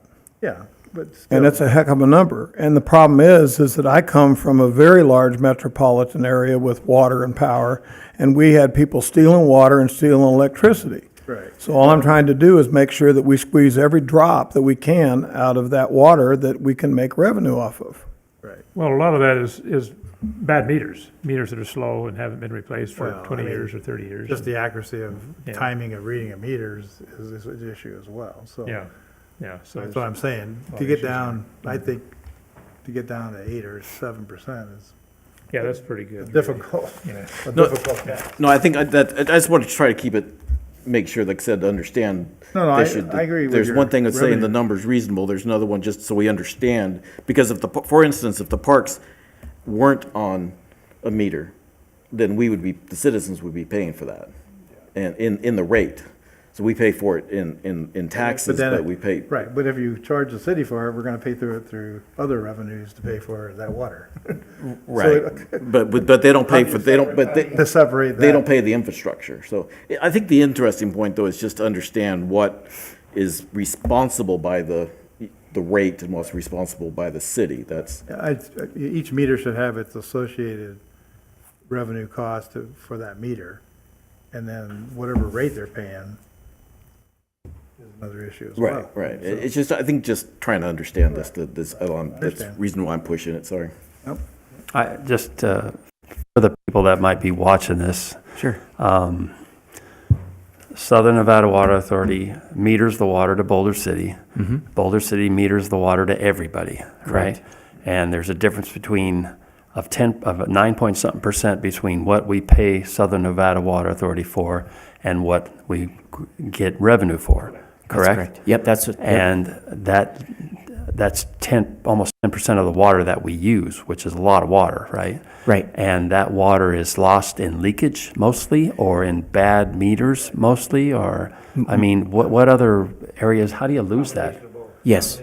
Combination of all that. Just historic slowdown. Really? They're not calibrated at all anyway? And you say 30% of the meters are new, or fairly new, right? Correct. But Wow, that's just a lot of water. Large meters have a tendency to drift, and they have to be recalibrated on some sort of maintenance program. The house meters, if they register, they keep track of water use of someone, and if it changes certain percentages, it's just deemed an old meter, replace it. Yeah, so there's a lot of meters out there that feed big companies or whatever, like, you know, if you go out to the The solar 2-inch, panels and the stuff like 2-inch, that. 3-inch, 4-inch, Yeah, and whatever. then there's a lot of older feeds that just are inaccurate. And so we're just not getting the revenue that the Possibly. water matches. They're That- getting more water for what they pay for. That's what the audit determined, yes. Yeah. But there's no way to determine if it's from leakage or from that. It's just a combination, which is kind of Combination. unaware. Okay, it just kind of clarified Well, that. that's not a true statement. There is a way. You've got 30% of old meters that have been removed. Run a random sample of them, see how many have an error factor in. There's your answer. You know, at that in conjunction with, you know, satellite leak detection, that's pretty affordable to kind of get leaks that are subsurface. They're, in our climate, they're real easier to detect than in other areas of the country. So we're exploring that, and that's a real economical way to also kind of do some preventative maintenance. Go out there and mark your leaks and then investigate from there. Oh, thanks for that clarification, though. Yeah. Thank you. So, I mean, we're in pretty good shape as we move forward. We're still in a Tier 1 shortage with the Bureau of Reclamation, so we're not out of the woods. You know, we do receive a small portion of what's available to the other basin states in the lower basin, you know, as in Nevada. So we're still in that shortage condition, and, you know, we're asking everybody to do everything they can to do their part, conserve, and we're doing the same. One more question. Yes, sir. I know I get a lot of this at the golf course. I know there's a requirement that the golf course can only use so much water per acre now. Is that Yes. requirement in effect for Boulder City and everybody in the valley, or has Boulder City got a reprieve from that? Are we meeting that level? Any idea? So that was just recently on either the council meeting previously or the one before that, and that will go into effect 2026. So it's not in effect yet. It's not currently in effect. no. Is that just Boulder City, or is that everybody? That's you know? just Boulder City. Just we just got some kind of reprieve from that. That's interesting. Well, no, you know, the SNWA passed that to go into effect this year, but actually it was, April of this year. So we're doing significant modifications to the municipal golf course to reduce water usage there.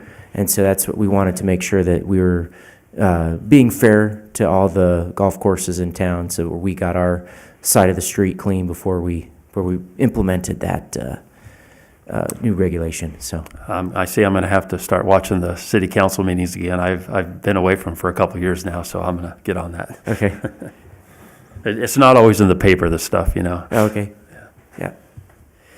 So if there's no other questions on water, give a snapshot of energy and demand for the month of February.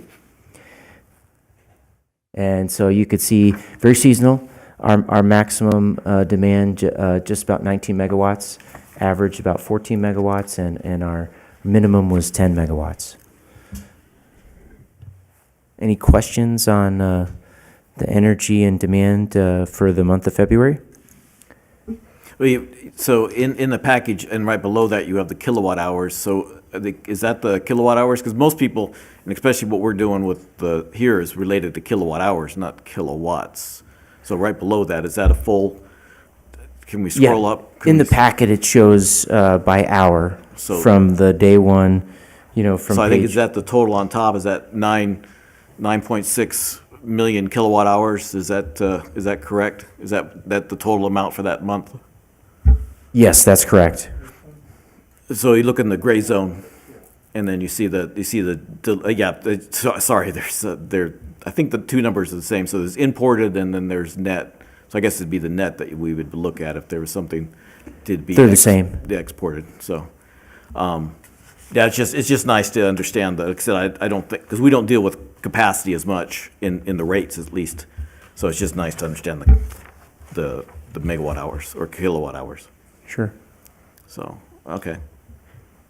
Do we have do we have a latest 20, I think it's the 22 and the 23 finals. So they were the calendar years, correct, from Silver State, that show what the actual usage of power was for 22 and 23?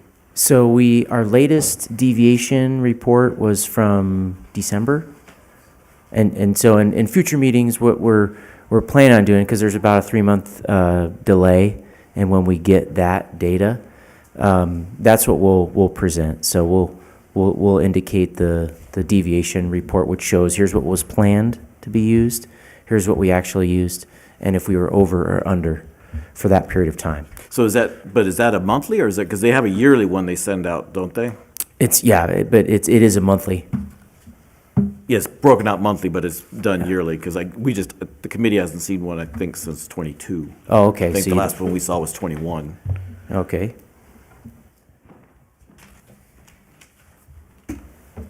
So there should be one done through 20, if we can get the 22 and 23, I guess we can just blind copy us, that would be great. Sure. Well, if there's no other questions on energy and demand, there was some additional information in your packet. It was just for illustrative purposes, just to show our energy mix. That was from February of last year. This slide is not entirely accurate, but what we wanted to indicate here was the mix of hydro, townsite solar, and market purchases. So we'll work on getting that mix to you with the deviation requests in the next meeting, but you're going to be looking at like December data.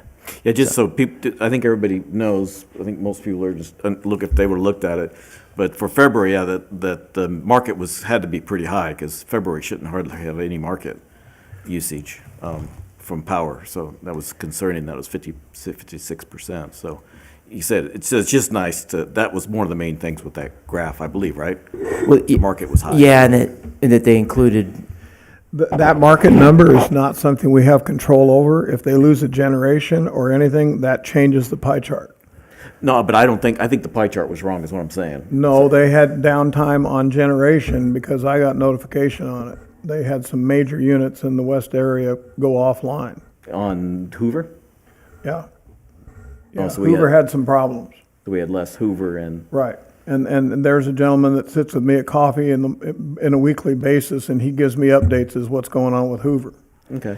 So yeah, when that happens, that pie chart changes. That's not anything we have control over. No, I understand that. And I think what Larry was referring to is that we had extrapolated townsite from Yes. this, and so we get townsite is included as market purchases, even though it's a fixed cost within our reporting from Silver State. That's a sleight of hand, but that's acceptable variances. Sure. But the problem is somebody's got to make up when Hoover goes offline or has maintenance issues. They got to get it from someplace. Sure. And that's market prices.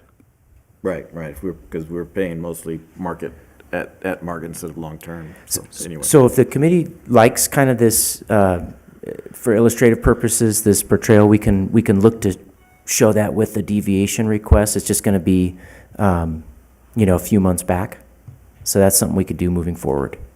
Yeah, I think the deviation, just sort of understanding how we're, so, and then if we were to understand, see, this was last year's February, so was that that bar chart was from last February, not this February? But the problem is there's fluctuating input on that pie chart. And even though it's a year old, yes, I can look back at the historical data at Hoover and see they're on maintenance, O&M maintenance. So, and Townsite, when was the Townsite commissioned? 22. Okay, so that's all stuff that plays into this thing, and now you're gonna talk about battery storage? Are we gonna get any of that? It's just, I guess, I think all I'm saying is just a little more data to understand the pie chart, because looking at it, it just didn't But the make problem sense. is, to the average US citizen in Boulder City, they go mind numb with more data.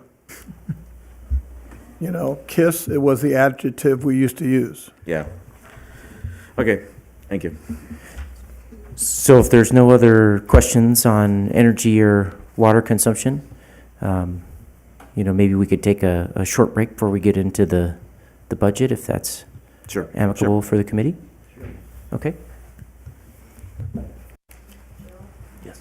Did you have a printout of all of what you just did? You gotta get Is that, going. was that on the table here? I printed it out. Oh, you did print it out, okay. Okay, I thought I was. I can give you mine. Oh, well, I'd just like to look at it, maybe. Oh, yeah, I didn't realize you were. Don't stop yet, Holly. Holly, don't stop. Did you used to work for him? I used to No, work for. I think we better, if you bigger guys, if corporate- I'm hearing bigger correctly, you city. gotta be out of here at 3. Okay, well, we won't take a break We'll then, take as long as, 3 if we need it. So, Okay. Yeah, because it's liable to take at least 40 minutes. You can keep it. I used to work for them. Well, I'll just, Okay, so guys, Wow, I don't we know. don't have to have a break, so well, thank you. Yeah, 'cause I can print another we one. need to okay, all right. get going.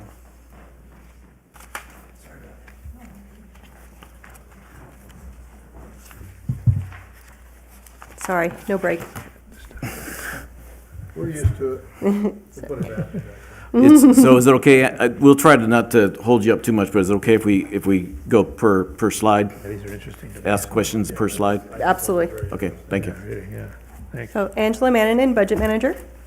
And this is the utilities budget for fiscal year '25. So real quickly, what is a budget? A budget is a fiscal plan setting on anticipated revenues and expenditures for accomplishing a variety of services over a given period of time. A budget is not cash. In order for money to be spent, it must be included in the budget. The operating budget is expenditures for a current period, and the capital budget shows financial plan for long-term capital improvements, facilities, and equipment. So the budget process, it starts with preparation, which is expense estimates for departments in light of available revenues. The approval by City Council, and then it's submitted to the State of Nevada Department of Taxation. Implementation, and then evaluation and audit, where performance is monitored and measured throughout the year. High level, the 4 utilities budgets for fiscal year '22 to '25 are shown in these graphs. When there's large spikes, it really has to do with CIP and with grants. Okay. Or, go ahead. Sorry, no, go ahead and finish, sorry. Just looking at fiscal year '24, the revenues is about $41.5 million. Of that, 5.4 is grants.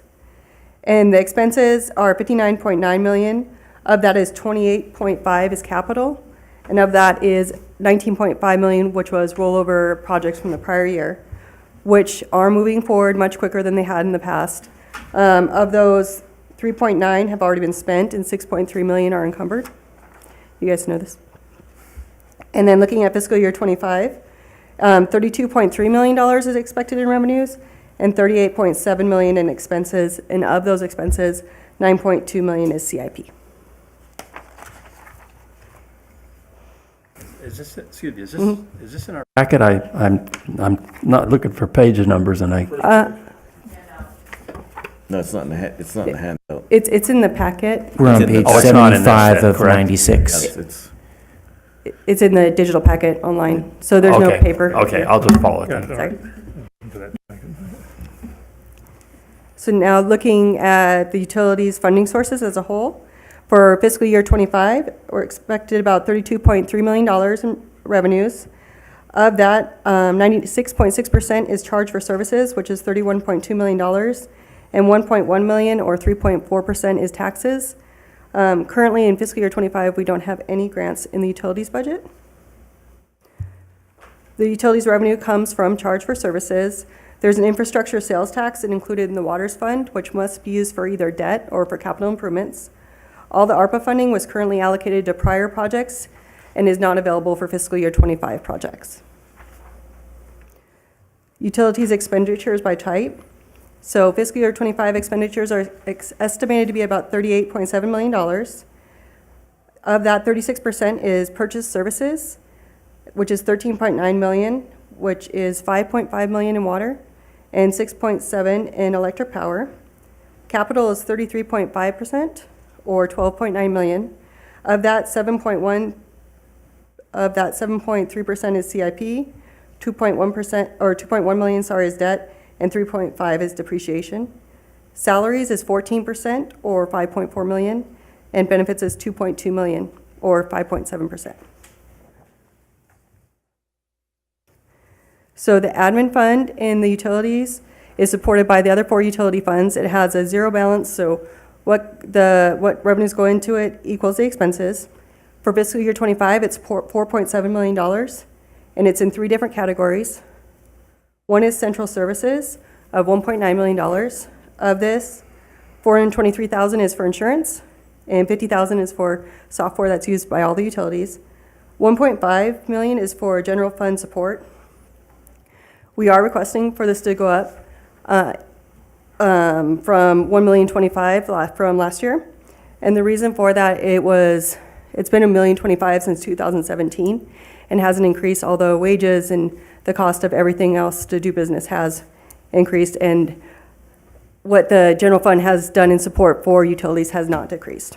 So that $1.5 million is still significantly less than the last cost allocation study we had, where it was $3 million that the general fund uses to support the utilities. If we just look at the utilities workers for the or in total for the city, it's 16%. So if you were to look at general fund general government, which is IT, city clerk, finance, all the general categories, and just the public works admin, and you take 16% of that, it's over $2 million, which is higher than the 1.5. And that's really why it's justified to ask for 1.5 for interfund expense reimbursement to the general fund. Okay, are you done with that slide? Yep, Okay. well, almost. Okay, sorry. And then, so also, another category is the admin expenses, which is $1.6 million. This includes all the employees that assist all 4 utilities. This is an increase from fiscal year 24 as the utility engineer was transferred. His budget went from electric fund to the admin fund because he does support all 4 utilities. And also there was a hired inspector. And also this was the COLA increase for all the non-bargaining employees. Also, utility billing is $1.1 million. We're requesting to create a utility billing manager this budget season. Our current supervisor, our utility billing supervisor, his duties far exceed supervisor. Utility billing is the hub of cashiering for the entire city. Whenever there's a cashiering implementation, this supervisor manages that process. Also, from fiscal year 22 to 23, he monitors our merchant services, and he was able to save the city $50,000 a year in getting us a better deal with other merchant services. So the cost of that upgrade would be about $5,000. Now, Okay, so if we can go back to the other one really quick.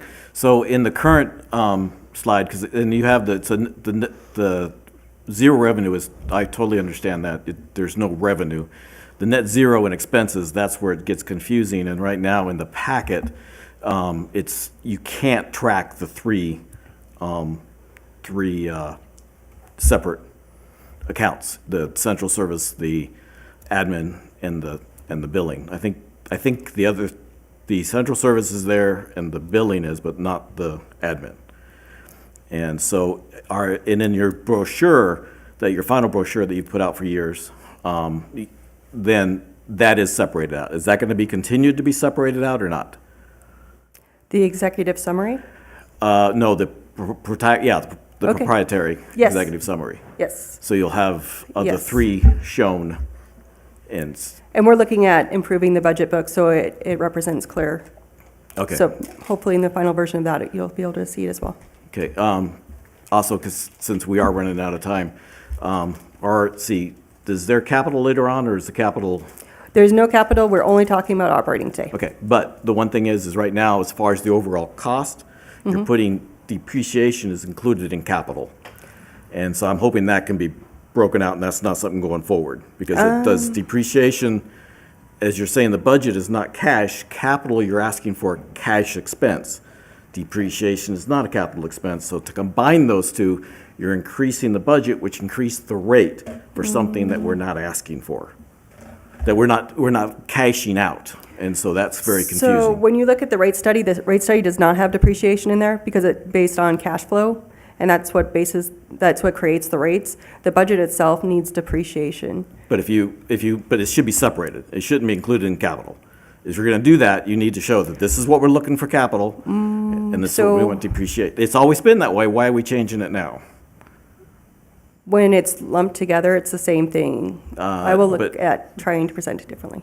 please, because like I said, it can get lost real quick. And this time, it's confusing. So we'll have to talk about it, I guess, because after the fact, when you leave, because that's important information for how everything looks out. So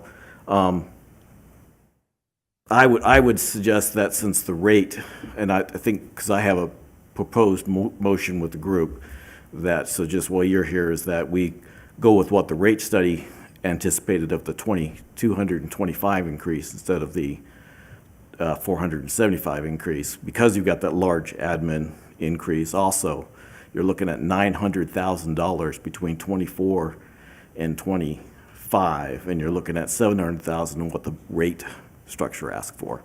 So if we could slide it off at least another year, then it could be discussed a little bit more. You do 225 this year and 225 possibly next year, the year after. So in the rate study, when the interfund expense was placed, it was only at $1,250,000 with the CPI index going forward. We are recommending moving it to 1.5 million because the general fund does support the utilities far more than $1.2 million. That rate is far less than the $3 million. And so the 1.5 million we still feel is very fair. But Can we see that report? Could you send that report? Because there was one report done earlier, and I was just curious if it's similar to the one. And for instance, they said that the earlier report showed that the city manager was charged 50% of his time towards utility, which sounds pretty high.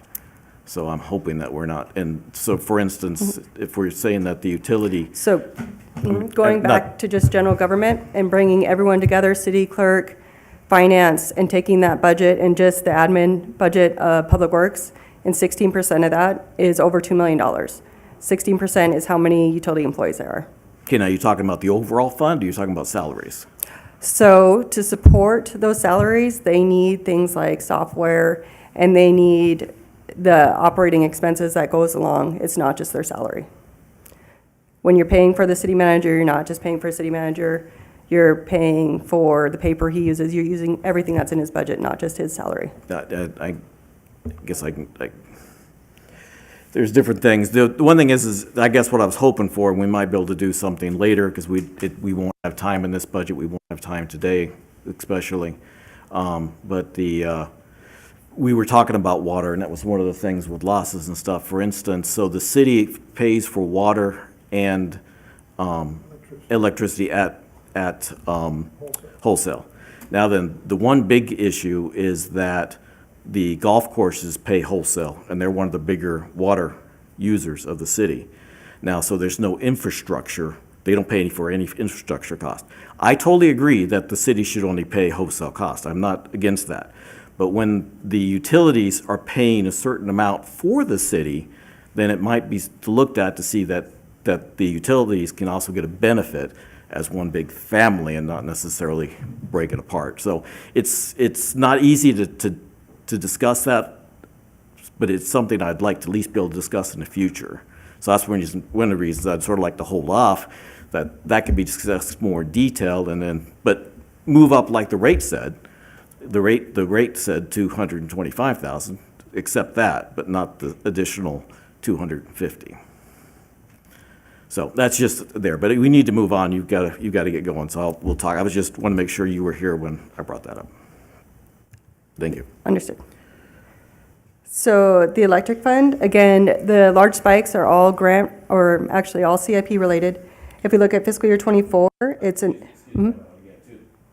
Just to make sure that that's not totally accurate, the spike is for '24 is your energy cost also. So it's capital and energy cost. Just so everybody understands, we had a large spike in energy. yes. So it's capital and energy, right? So of the 35 million that's there, 16.4 million is capital. But- So the energy did go up from fiscal year '23 to '24 to $11 million, including a repayment charge. So it went up So it $6 million. So that's pretty large. So just to keep it fair and so everybody's on the same page, it's $6 million of that is energy, so it's not all capital. The spike because we're hoping, and it did go down this year, so, I'm sorry, I'm just No, I got you. being a technical weenie here and trying to clarify, but I think it's important to understand that we had that major spike, and it's going down, so that helps us. But in that year, it was a big spike with the capital. Yes. Thank you. Okay. So 16.4 is CIP. Looking at fiscal year 25, 16.4 million is revenue, 20.9 million is expenses. Of that, 7.4 is capital, which is 5.9 in capital in CIP and 1.5 in depreciation. So the electric fund revenues are current, all come from charge for services. So for fiscal year 25, it's $16.4 million currently in the budget. If we don't reduce the energy rate from 0.0624 kilowatt hours, it'll say the 16.4. If we were to reduce it to the 0.0430 kilowatt hours, it would reduce the revenue by $3 million.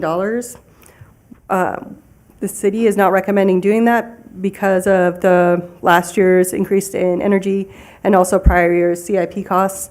And it's just an opportunity to try to recoup some of the cash that electric has. I just missed what you said. Are you saying the wholesale cost? Yes, No, you're talking the wholesale cost. Yes. It went down. It's going down from the 6.4 to 3 point something? yes. Okay, so, okay, I wasn't sure. That's what Yep. you said. So currently, it's 0.0624. And with our current estimate, it would be at 0.430. And so there's the opportunity to reduce the energy cost on everyone's bill that low. It would reduce revenues by $3 million in the electric fund. And we're not recommending doing that because we're still trying to recoup the large spike in energy costs in '23 and also the large spike in capital improvements the last I think I would couple agree with years. that, but I'm curious, why did it go down so much? Joe, do you know? Just market conditions.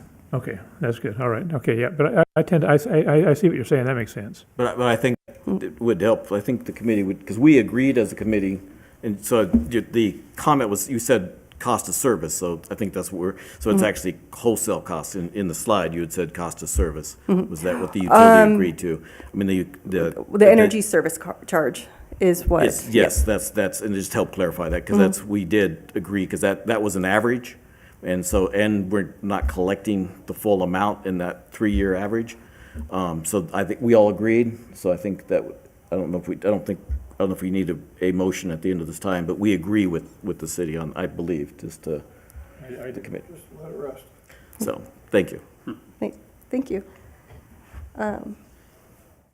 So the electric fund expenses for 2025 are $20.9 million, and other purchase services are 44.5%, or $9.3 million, and of that is $6.8 million is just purchasing energy. Capital is $7.4 million, 5.9 is the capital projects, and 1.5 is depreciation. Salaries is 9.3%, or $1.9 million, and benefits is 4.1%, or $890,000. So changes in the electric fund, the cost of energy has decreased from fiscal year 24 from 9.9 million to 6.7 million, and we're requesting not to reduce that cost of energy charge as was recommended last year. The electric fund, or the electric budget, we're also requesting an electrical apprentice program to be created. This would be one person that would cost about $120,000 in the first year, and it would really assist with succession planning in the future and building our linemen. So how's that going to work? Are they going to use Nevada Power for their training? Or are they going to actually have somebody training?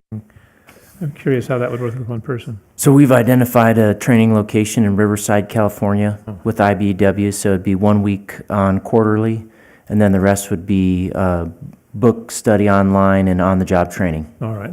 1240.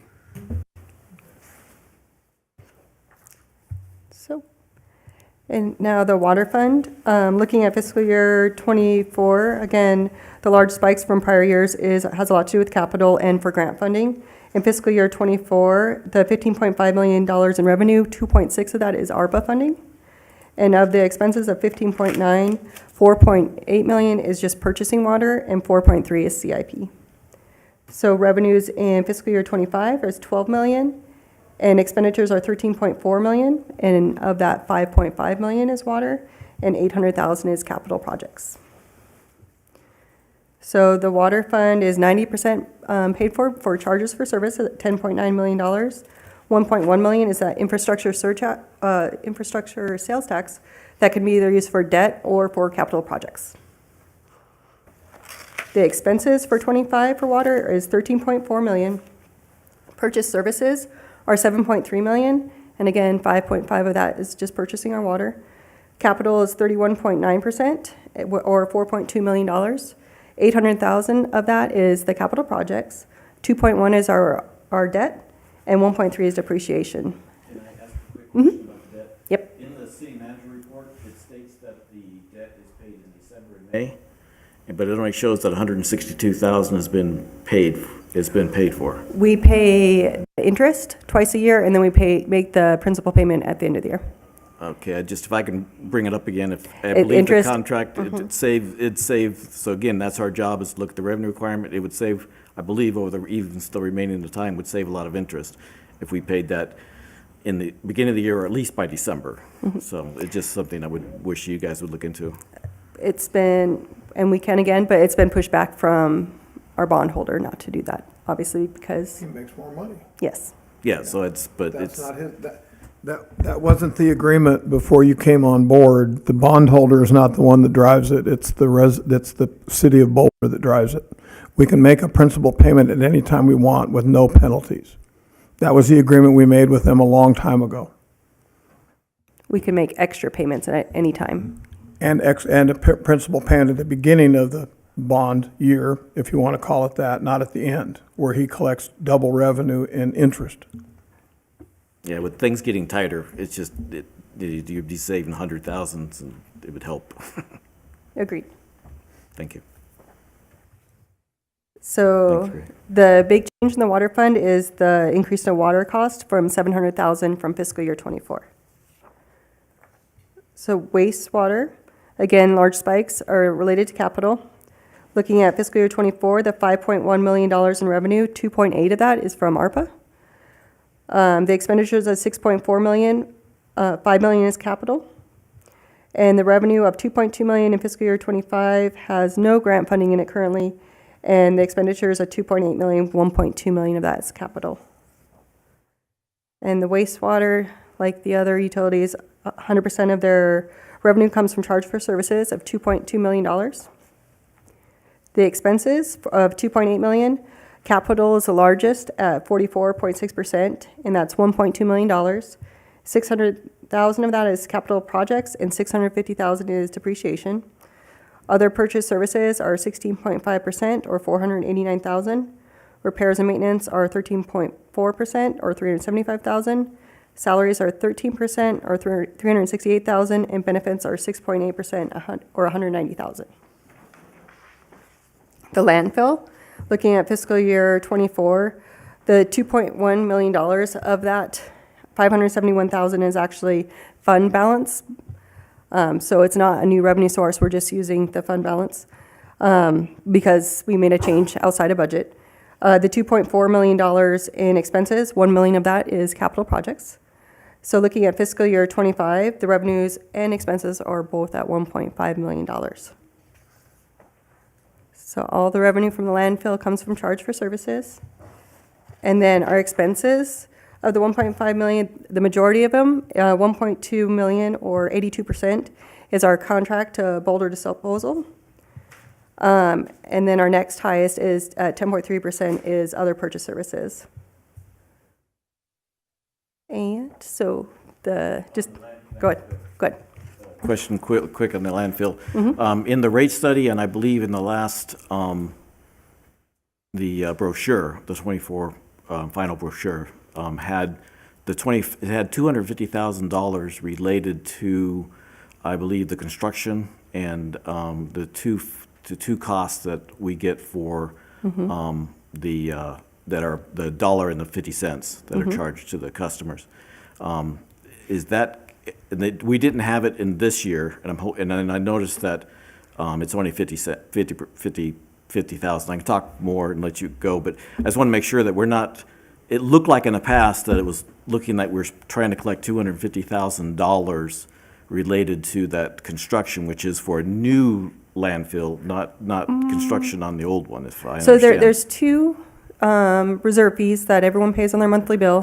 One is the construction fee, which assists the landfill, current landfill, on CIP projects. So it builds up funds to do whatever's needed, such as a fence at the landfill. And the other one is the landfill closure fund. So, yep. Closure, okay, so, see, I've been told two different things Mm-hmm. with that, with the construction. One, it was for a new landfill. Maybe it was when we were hurting, that we were out of time. Before it expanded, possibly. Okay, so maybe that's where I'm getting two different things. But we still only collect what's there.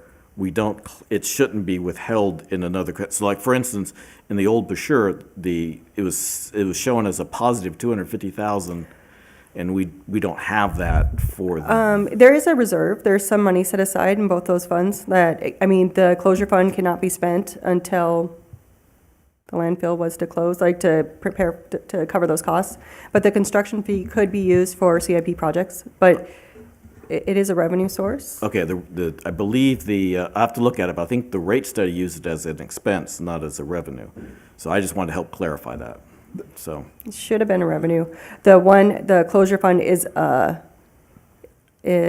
revenue, but we can't use it for a long time, so it's a reserve. But so I clarify, the construction fund can be used for CIP, because I don't Correct. believe we have used that for some time, Yes. since our committee's been established, so that's helpful. So, thank you. The closure fund, real quick, because we have a potential capacity of 100 years of landfill usage, where is that being held? It's in just our Boulder City of Boulder City, General fund account? well, it's not a general fund account, our bank account, but it's collecting interest. Okay, thank you. And so just real quick, the process of the budget. Here we are at April 3rd. There'll be a staff-led budget workshop here next week on April 10th. We'll file the tentative budget on April 15th. On April 23rd at the council meeting will be the next time we talk about the budget as a whole. There'll be a possible meeting on March 14th if needed at the council meeting. At the council meeting on May 28th, we'll be adopting the final budget, and then it'll be submitted to the state. So, any questions could quickly ask? Thank you for your time. Yeah. I've got a spreadsheet that I'd like to go over, but I'll go over that with, I guess we'll have Joe answer questions on that. Thank you very much for that. Thank you. Yep, thank you. Thank you. But any other questions? Okay, thanks.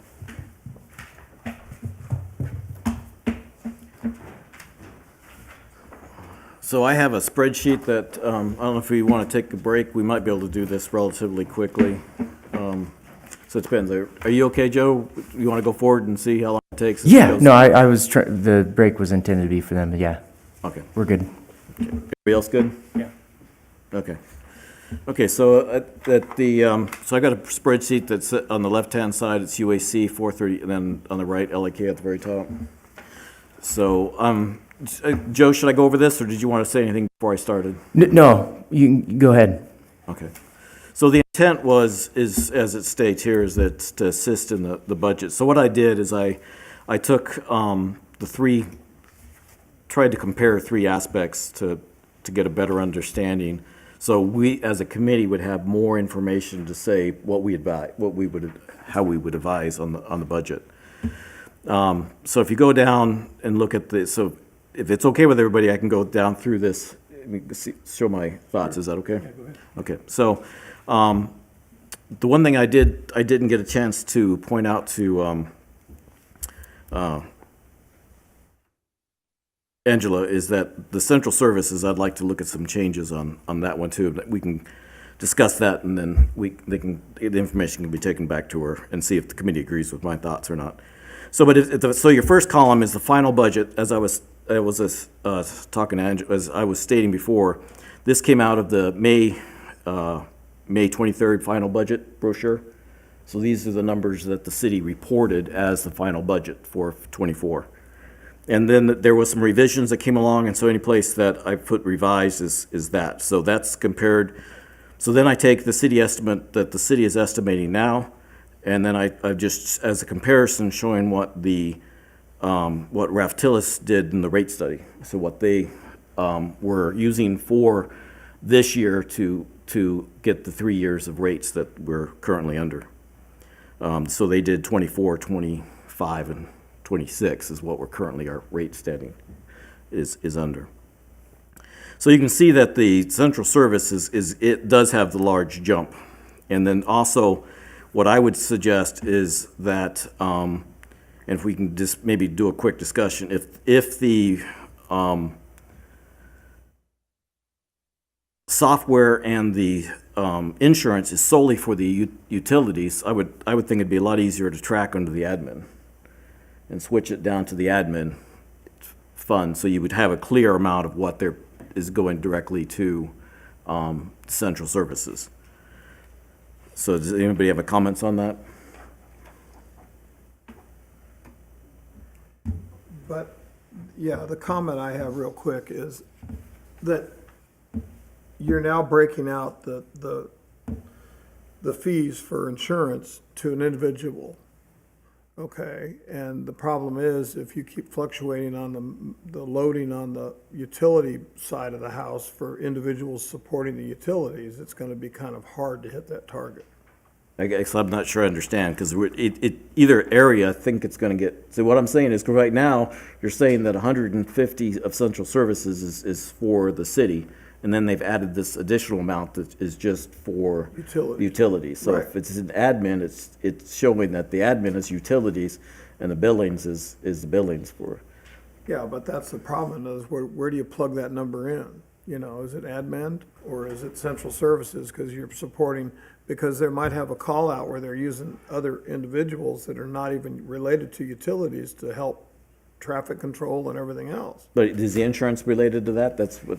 Well, that's what I'm saying. In other words, where are they picking the number out? If there's 100 employees and the insurance is $1 million, you're talking, you know, that number, you know. The problem is, there's nothing here. There's nothing that they've given us as to how many employees we're paying for the insurance. Well, my understanding, Joe, do you know, my understanding was it's a risk insurance related to utilities, and only utilities pays it, I believe. Yeah, that's my understanding also. So because the utility, is the other risk for the rest of the city is being taken out of that risk reserve? Is that what's happening? Is that why they're not paying, there's not an insurance related to the city? Or is it just that Okay. That I'm not certain on. Let me interrupt real quick. If that risk insurance, Joe, is strictly for utilities, that's the highest cost for an insurance policy. It's utilities. Yeah. It's not. The risk is for the city. But what I'm saying is you can get a guy electrocuted, they can get electrocuted in a puddle of water, and that's one of the highest risks. The electrical utility, and the guy next to you over there knows, is we're the most dangerous craft and trade in the industry. I can understand. So if they can justify that as what that money's being utilized for, then I've got no problem with it, because that's risk insurance to cover also the citizens, should a line fall down on a house or a structure, or somebody else walk on a steel plate, get electrocuted, all that stuff. That's the risk insurance for that. I understand that. That's something that we have to pay. No, I guess I'm not saying we don't have to pay it. I'm just saying if it's justified, then I think it's more an admin cost than it is a central services. It's more of a utilities cost. And it's, even though if it's a citizen, it still is due to utilities, and so it's a utility cost. And instead of saying that we owe the city a portion of something else, that's what I understand the central service is. That's a problem I'm having with this whole thing. In other words, it's so convoluted and muddied up, we've got to let the pond settle before we can figure it out. But somebody keeps stirring the pond up. And then, so that's part of the thing is, so right now, we don't have a lot of time today. Today's our only shot at the admin before changing. So if we can at least just dissect it a little bit, look at it a little bit, and then in the future, and that's the reason I was talking with St. Angela, and I would make a recommendation, if the committee agrees, at the end of a change with the admin cost. I mean, of the central service cost, not to have the full amount, but that's only if the committee agrees. But that's what I'm trying to do, is I'm trying to get a better understanding. And in this aspect, that's where I believe is that the city is getting a benefit from the utilities, from paying only the wholesale costs, especially the golf course, especially Boulder City, the BC Creek, whereas they're not even paying anything related to the raw water line. They're not paying a single dime on that debt. So the citizens are paying all the raw line debt, because when you're paying the wholesale, there's nothing related to the raw line debt. So that has a benefit to the city too. So I'm just saying, you know, there should be some consideration given. Does that make sense to the committee? So you're saying, what are we talking about, this insurance? This insurance is being covered by who? By the rate. It's being covered by the rate. You're saying it should be recovered by, No, the insurance. The insurance is if it's covering risk, and as Greg says, we're at a high risk, and that's what's a normal fee, and then I was just saying we should shift it to the admin fund instead of the central service. That way, you're showing that it's a utility cost, not a city cost. so this administration is the city, is utility Yes. administration? Mhm. Okay. Yeah, that was my thought. But the other one is, like I said, what I'm trying to do is I believe the city is getting a benefit from the utilities with certain aspects of it. And so to say that we've got to, you know, all this admin fund has done nothing but go up every year, that that the utilities have been broken out. And so I'd just like to get a better understanding of it. And so until we can totally understand it, because the other thing too is to help with this would be especially the admin charge. So for other areas that are related to capital especially, so your public works, if they can start tracking the costs, then we can put their cost to capital. And when we have large capital, then we pay for their services.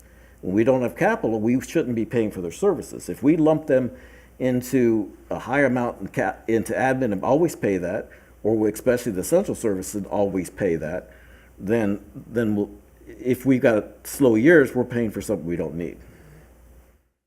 So that's one thing I'd like to look at. So this year we really can't, but I was hoping maybe in the future we can sort of look at it in more detail, and for fiscal year 26 to look at saying, okay, can we start tracking some of those costs? Instead of just assuming that you're using the people, let's actually track it. Okay. The other problem they're also doing, Howard, is they're using the CPI as a multiplier for these rates. And if you've already got a contract in place with your employees, you've got a fixed cost. So you can't just automatically throw a CPI blanket over the whole thing, which is what they're doing. And in my past workings with municipalities and civil service and that kind of stuff, they always look to water and power as the golden goose that laid the egg that they can tap. And so now what we're trying to do is hold the line as UAC members and say, wait a minute, all we're asking for is give me a justification. If you're going to hire an apprentice lineman and going through the training program, that's justifiable and that's viable because it's a direct benefit to us. And if he's going to be shipped down into, the Orange County for training and stuff, that's also a benefit to us because he's getting real life Right. training, not something we've had to create out of our knowledge. And that's a benefit to us. So I can understand investing in that because then he gets the training and the benefit and everything else and the knowledge. And now he's a young pup that's going to come up through and understand the system and the network and hopefully be here for quite a while. Yep. So, just so what we've got is you've got $900,000 that is from the budget of 24 to 25, and 700,000 more than what was in the rate study. So the rate study had some inclusion, and they're going above that, and that's, so if we're trying to stay within, trying to keep the rates done, I think we're all saying we'd just like to see a little more information before we go up. I think accounting for it's a good idea. I don't know, we don't have enough time to figure it out. We don't, but now. this year. So I've got a recommendation that in this section, then I'll go back again, what I recommend is instead of going up to 475, we only go up to 225 is what was in the rate study. not the additional 250. And if 250 can be shown and is needed in the future, let's do it. But I don't know about doing it this time. Then they're gonna have to shift other monies around. No, they don't. It's part of that'd be part of the general fund, is what the general fund would have to pick it up, and the general fund has got monies that they're shifting to other things already. So to my knowledge, the general fund is not in the rears for this year. So it's just, again, we don't have, as we're saying, we don't have all the facts. We don't understand enough of this to say yes or no, but some of these don't look, and I don't think the value that the city is getting from the utilities is factored into that. So again, this year we can't do that. Well, okay, I think I could go along with recommending that they track stuff, but I don't know about the other things are a little bit, seems like they're a little too deep for us. That's the problem with this meeting so late like this, that we can't figure this out. Right, so this year we can't, but for next year, and I think so, it's like, but I guess I hate to get this too high, and then we're not gonna get it back down again. So if we say. Well, we don't know that, that's speculation, so. Well, That's fact. Well, it sounds like it's speculation. I mean, you don't have anything to back it up. Yes, And we you're do. looking for We it. have a Reftillis rate study that was done and commissioned by the city to do this and forecast this doggone increase necessity. So what we're saying is use the Reftillis rate study that we got for the fiscal year '25, and they've already got it factored and budgeted in, and let's cut half of it from what the city wants to get more realistic. Because the city hired Reftillis, we didn't hire them, but we sure had to put up a lot of their guff when they were here in front of us and giving us a bunch of stuff. So we're saying is, if you give a kid $100 allowance a week, and next time comes around, you go, I'm only gonna give you 25. No, you gave me 100, I'm gonna keep with 100, we'll go up from there. And that's what's happening in these things. Sounds like there's too much speculation on both sides here, so I'd go along with investigating it, but for now, I don't see anywhere where we can justify changing that number. well, we have, as stated, the admin fund went up $330,000, and that one, they've got justification. They've got, because in the other one, they're saying if you take 16%, if you do this, if you do that, they're doing it. Again, but also they're not taking into consideration any of the value that the city has. Again, the golf course is paying none of the raw water line. That's a big amount. That's $2.1 million every year that the citizens are covering 100%. So the rate is covering 100%. Well, And so the lease that money. sounds like another thing that needs to be looked at and changed and recommended, rather than, I think we're on the, I agree, I'm sitting here thinking that we should just do the recommendation of looking for what the issues are. I don't know if I'm in favor of changing any of these numbers. Okay, well then that's fine, because that's your prerogative. And like I said, I was just going to put a recommendation, and if majority think a motion is worthwhile, I'll put the motion out. If majority thinks the motion isn't worthwhile, then I won't. So at the end, I'll put a motion out. I'll explain what I want to do. If you don't agree with it, then not. And if it doesn't pass, then that's fine. It's just an idea. And again, I think we're all saying the same thing with this only one meeting for it. It's not giving us enough time to really look into some of the detail. And the admin, I think, is one of the hardest ones. The rest of them aren't as hard. And so is there anything else on the admin then? And I think the rest of it should go a little smoother. What I was trying to do is look at it. So this is actually the easy way.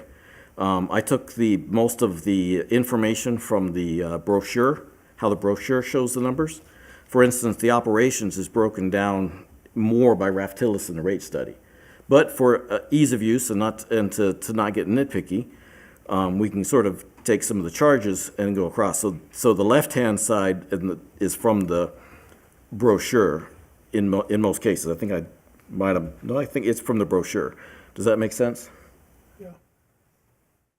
Okay, so what I had, the revised, the brochure only showed 17.4 million, which was, I believe, was already higher than what was put in the rate study as it was. So that number was high as it was last year. And then the revision portion is that they're using funds of 1.3 because the bond the brochure did not show the 1.3 million for the repayment. It's a legitimate cost. It just wasn't shown in the brochure. So now it's in the Socrata, so the financial portal is showing that this is now being used from funds. So these are things I think it's just good to understand so we can follow the process. And there's nothing in the information that we were given today about this, some of the stuff that's on here. The operations for the electrical isn't too bad, but the problem is you've got, we are increasing from last year, and but you're losing a reasonable salary from the engineer. So the engineer, so instead of going down, you're going up because you've got a new apprentice and you've got, I think the linemen are asking for a pretty sizable raise, which is legitimate. I think Greg has talked about that in the past. And so but things are, I'm not saying nothing's legitimate. It just does something that would, if we would have had more time, it might have been something we would ask a few more questions, because instead of going down with moving some of the numbers out of that area, it's going up. The recovery, so the energy is going down. So two of the major things that are really helpful for us is that the energy is, and I guess I still, because of what's in the packet, they combined the purchased energy and the administration fund together, and so my numbers might be a little different from what they have because I just subtracted out what I understand to be the utility fund. So I'm showing that the purchased energy would be 6.9, and I think in the study, I was showing it was 6.8. So, but still, it's drastically, we're at least $3 million lower. And then the thing that, if I'm understanding correctly, and Joe, you can help me here, is that Silver State is no longer asking for the 1.6 this year. That's correct. So the one thing I was thinking, Joe, do you know, is it, did they say that, did the energy go down this year? So are we paying actually less? So we had we're paying $11 million, but $9 million overall. So did you hear, is the energy cost already going down? Maybe that's one of the reasons they're not accepting it, because we're already overpaying. So we'd have to take a look at all the, deviation reports we've got through December. But it indicated that we weren't, it wasn't like the previous year that we were under. We were well overestimated in our monthly budget. So it's a combination, I believe, of that and market conditions that no more repayment necessary. Okay. So that's what I was trying to do. It's just, it's not stated in the thing that we're no longer paying the 1.6. It was in Raftilis's rate study, so that's great. That's good news. But it'd just be nice to sort of point those things out. The fund is going up quite a bit, and most of that fund is because of they're changing, as she stated. They're putting the. Well, let's let Joe. Would you mind just repeating the admin for the? So for the admin changes, the increases are related to an additional position, the technical inspector, construction coordinator. Basically, we're fully staffed. Cost of living increases, insurance, that sort of thing. That's where that's coming from. Okay. So we're paying a lot. We're paying more because we're in electrical, but so we're paying for the central service and the admin cost quite a bit. So that's the electrical being 50% gets a pretty good chunk of that. Capital, we're actually going down, but unfortunately, it's not really completely going down in capital. It's just getting shifted out because. So I apologize if I say this wrong, Joe, but since 3 is it's taking longer to get 3 done, 4 is going to be slid, and 5 is going to be slid. So we put $2 million that was budgeted for this year. It was part of 5, and 5 won't be done. We don't need the money in 2025 for substation 5. Is that correct? I think that was at recommendation of the committee to make that schedule change. Right. So, but it's still part of the capital, so it's not necessarily a reduction. If you looked at the whole rate study, it wouldn't be. It's a reduction in this budget, but not necessarily a reduction in the overall rates. Correct, yeah, that is a project that needs to get done, we're just delaying it for cash flow. So for this year, we're in good shape. These are things that I think are helpful to understand. So then you go down, and then, so the depreciation, I'm still confused on that. I guess if in a budgeting thing, to my understanding, and actually, I went to the budget meeting with the city, and Steve Walton did ask a similar question. He said that he thought depreciation was a book accounting. The comment back was that it was not cash. So my understanding, the easy way to look at depreciation is that, okay, if you're looking at $40 million in capital, in assets, and you depreciate, if we're using, in my case, I'm showing 1.7. If we take 1.7 away, then I take that away from the $40 million. I don't take it away in cash. There's no cash associated with it. But when you put it in the budget, then you're assuming it's cash. That's confusing because there is an expense assumed towards it, and so that's why I don't understand. And it definitely needs to be separated out because we don't want that to be considered part of the capital. Would the rest of the committee agree with that? I would. Okay, well, it's just something I think we need to push, so I thought I heard Angela agree with it, because otherwise I think it's something we really need to, it's bad enough that it's in the budget, but we definitely know it should not go into the rate, but if it's included in capital, it's liable to get put into the rate. So that's another reason to show that. So I think she said it was 1.5, it was I'm not sure what it was 1.2 last year. And so, but if you take the difference between the capital that they're showing, and I thought we only had 5.7. Do you have that number handy, Joe? What number are you referring Capital to? for electrical? I thought it was only 5.7 we were projecting for next year, not 5.9.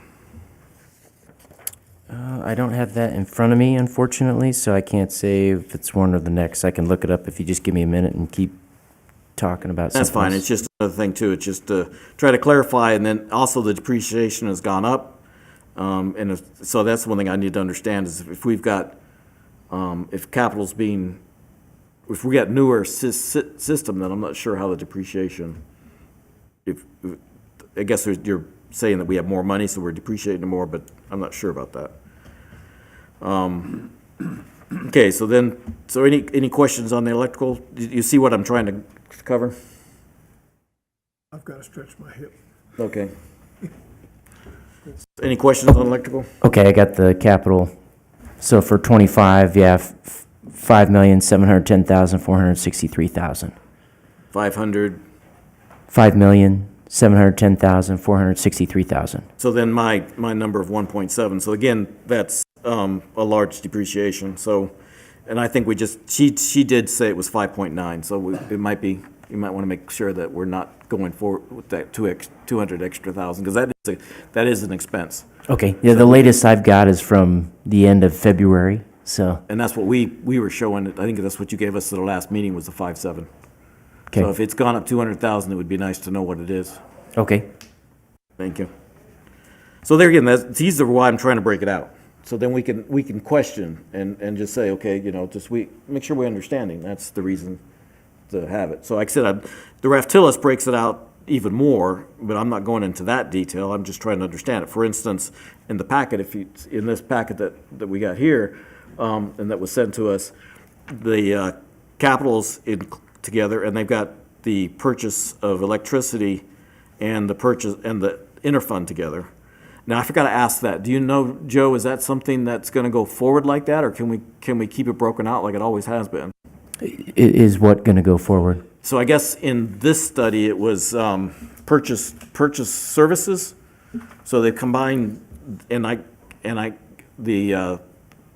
central services, the admin funds, and the utility and water together. So they're including the admin funds and any purchase services together. And I think we need to keep those separated. It'd be nice to understand what we're paying, each utility is paying for the admin fund, and it's nice to know what our electrical's costing us and what the water is.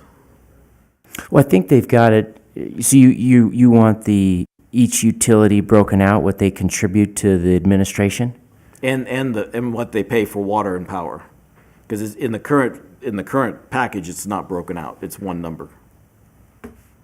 Okay, I could see if we can get that. I'd appreciate it. Okay, so, now, do you want me to continue on, or do you guys just, because the rest of the numbers, there's not much we can do except for, because really what's a major difference is the depreciation. So they're showing depreciation in the budget, whereas the depreciation's not in the fund. Otherwise, I don't think there's too much more. The biggest one, I think that's little bit difference is water, so I should go through that really quick. So I think if I'm understanding is that we were assuming that in the rate study that the water was going to be reduced at the golf courses in '25, and that's not happening, right, Joe? I'm sorry? So we were assuming in the rate package, in the rate study, that the water was going to be reduced in '25 at the golf courses. We did assume that, yes. Okay, with that, and also that the municipal golf course was going to change to be potable. So with a couple of the major changes, Raftillus assumed that the expense for the water would go down and not up, even though with the increase, because they did do a 5% increase with it. But so since we're not having, there's a few factors that sounds like might be in case, but the biggest factor probably towards that, because we're going up $1 million instead of going down compared to 2004. But I guess a lot of that is just the way with the additional charges and not getting the conservation in '25 that we're hoping to get. And actually, it would only be about half of '26 even, because the golf courses aren't starting until January of '26. So we're estimating, 14% reduction in consumptive use by the end of fiscal year '25. So that's kind of what we're basing the budget off of for revenue and expenses. The purchase price of water that you see, that cost has gone up. And that's just the cost of water for both the contractually for the wholesale delivery charge for the water, as well as the in lieu of charge at 3.24% for infrastructure that benefits Boulder City. That cost has gone up also. But I think the cost should go down once we use less potable water with the golf courses and even the raw water. So that was what was projected in the rate study. So I'm hoping that this will be a spike and not go forward next year. That's what I'm trying to bring out. So that, again, there's not much we can do, but when they're showing $101.3 million for depreciation and then a higher amount, then it looks higher than what was even budgeted for. So if you go to the bottom of the first page, you'll see that 13 million compared to the 11 million. Well, 13.4 compared to 11.6, so not quite $2 million difference. Bottom of the first page.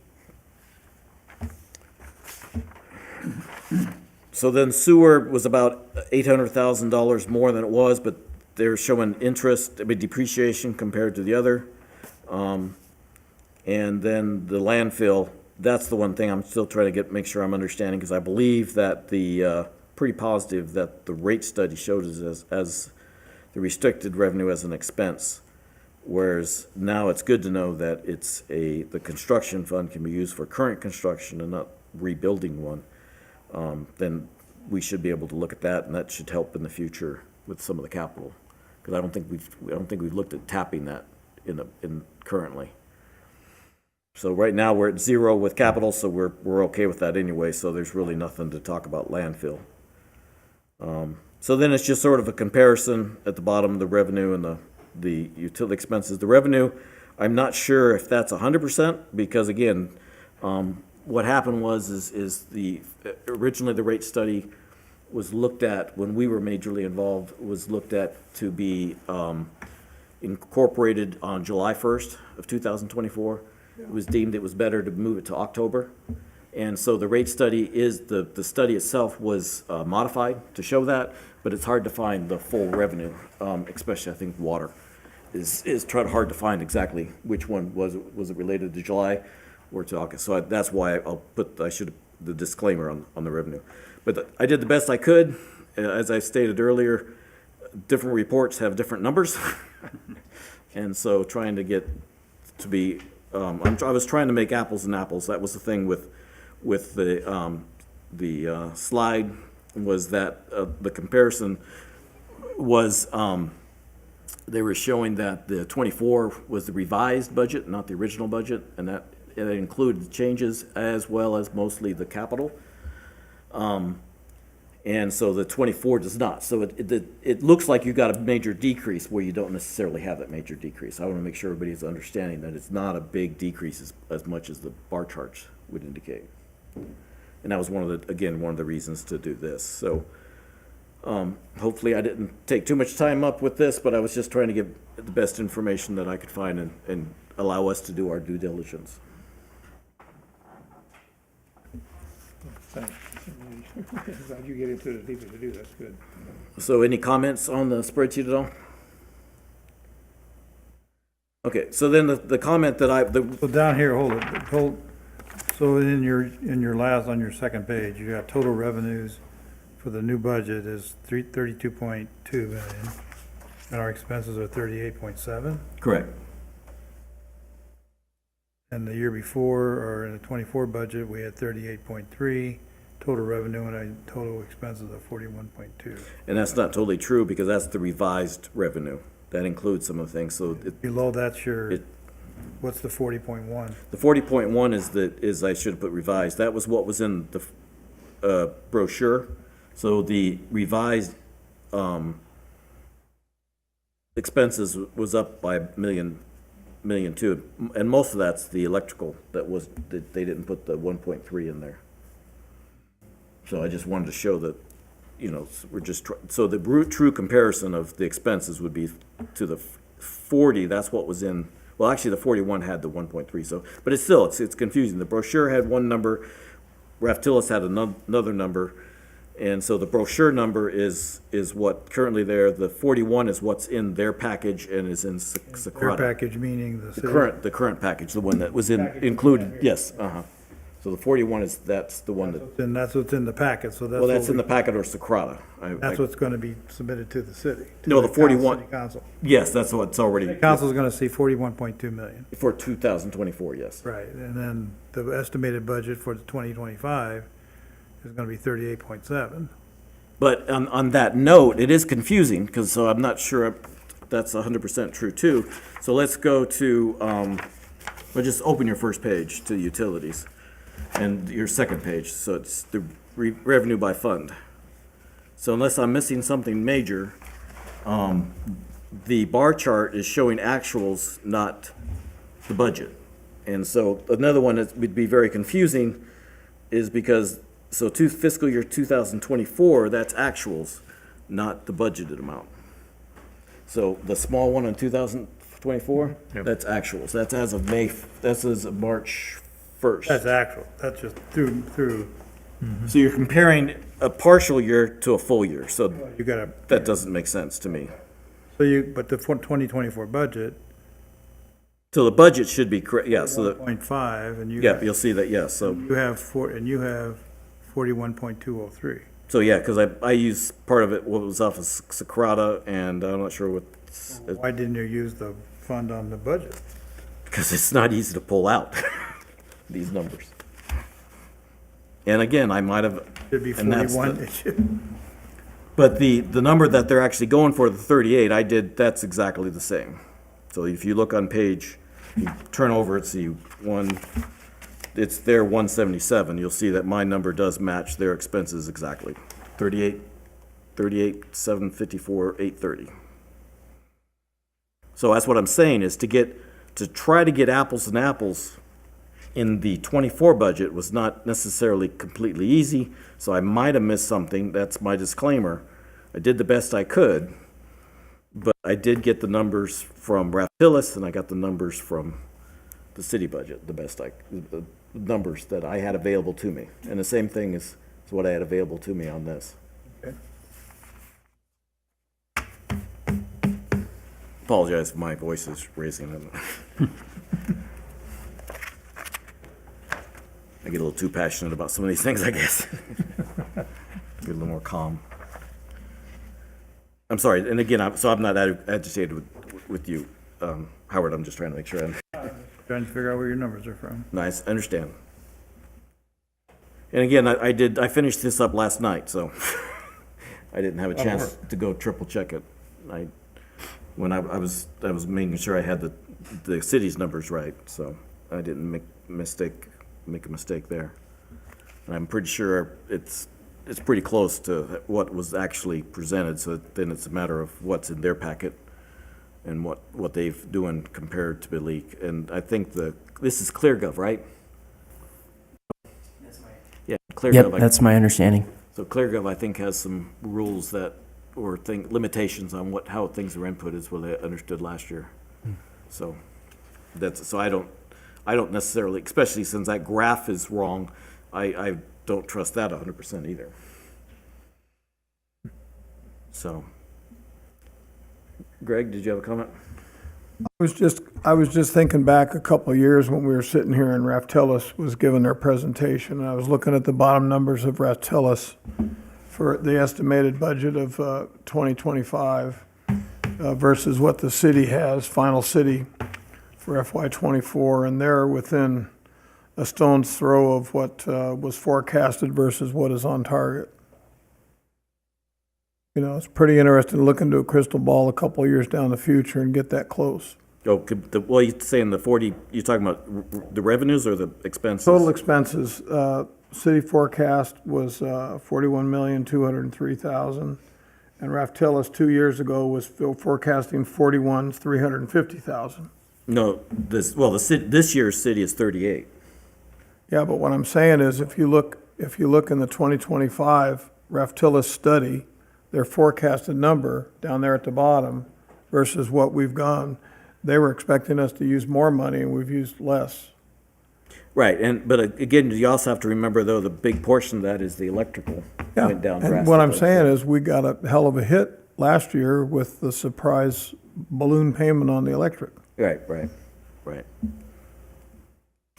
But no, so make sure, so I'm not, these are questions, these things I like to, I think the committee is good to discuss this, to understand the different aspects. So the more we understand, then when we come to this, then we can sort of say, okay, this looks good, or well, can we talk about it? Because we're advising the council that with our experience, that, can things be looked at a little differently? That's what we're trying to do. And with the slideshow, sorry to hammer on it, the slideshow didn't give us, in my opinion, enough information to do diligence to say yes or no, to make any advisory on it. So that's the reason I put this together. So I guess with this, and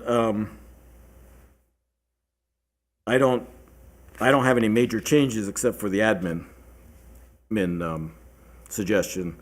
Is I would recommend making a motion to keep the general service increased to 225,000 instead of 475, as was the 225 was stated in Raphtillis. So I can state it cleaner, but does the committee agree with that or not? Which numbers are you looking at again, Larry? Okay, so if you go again, it's nowhere here.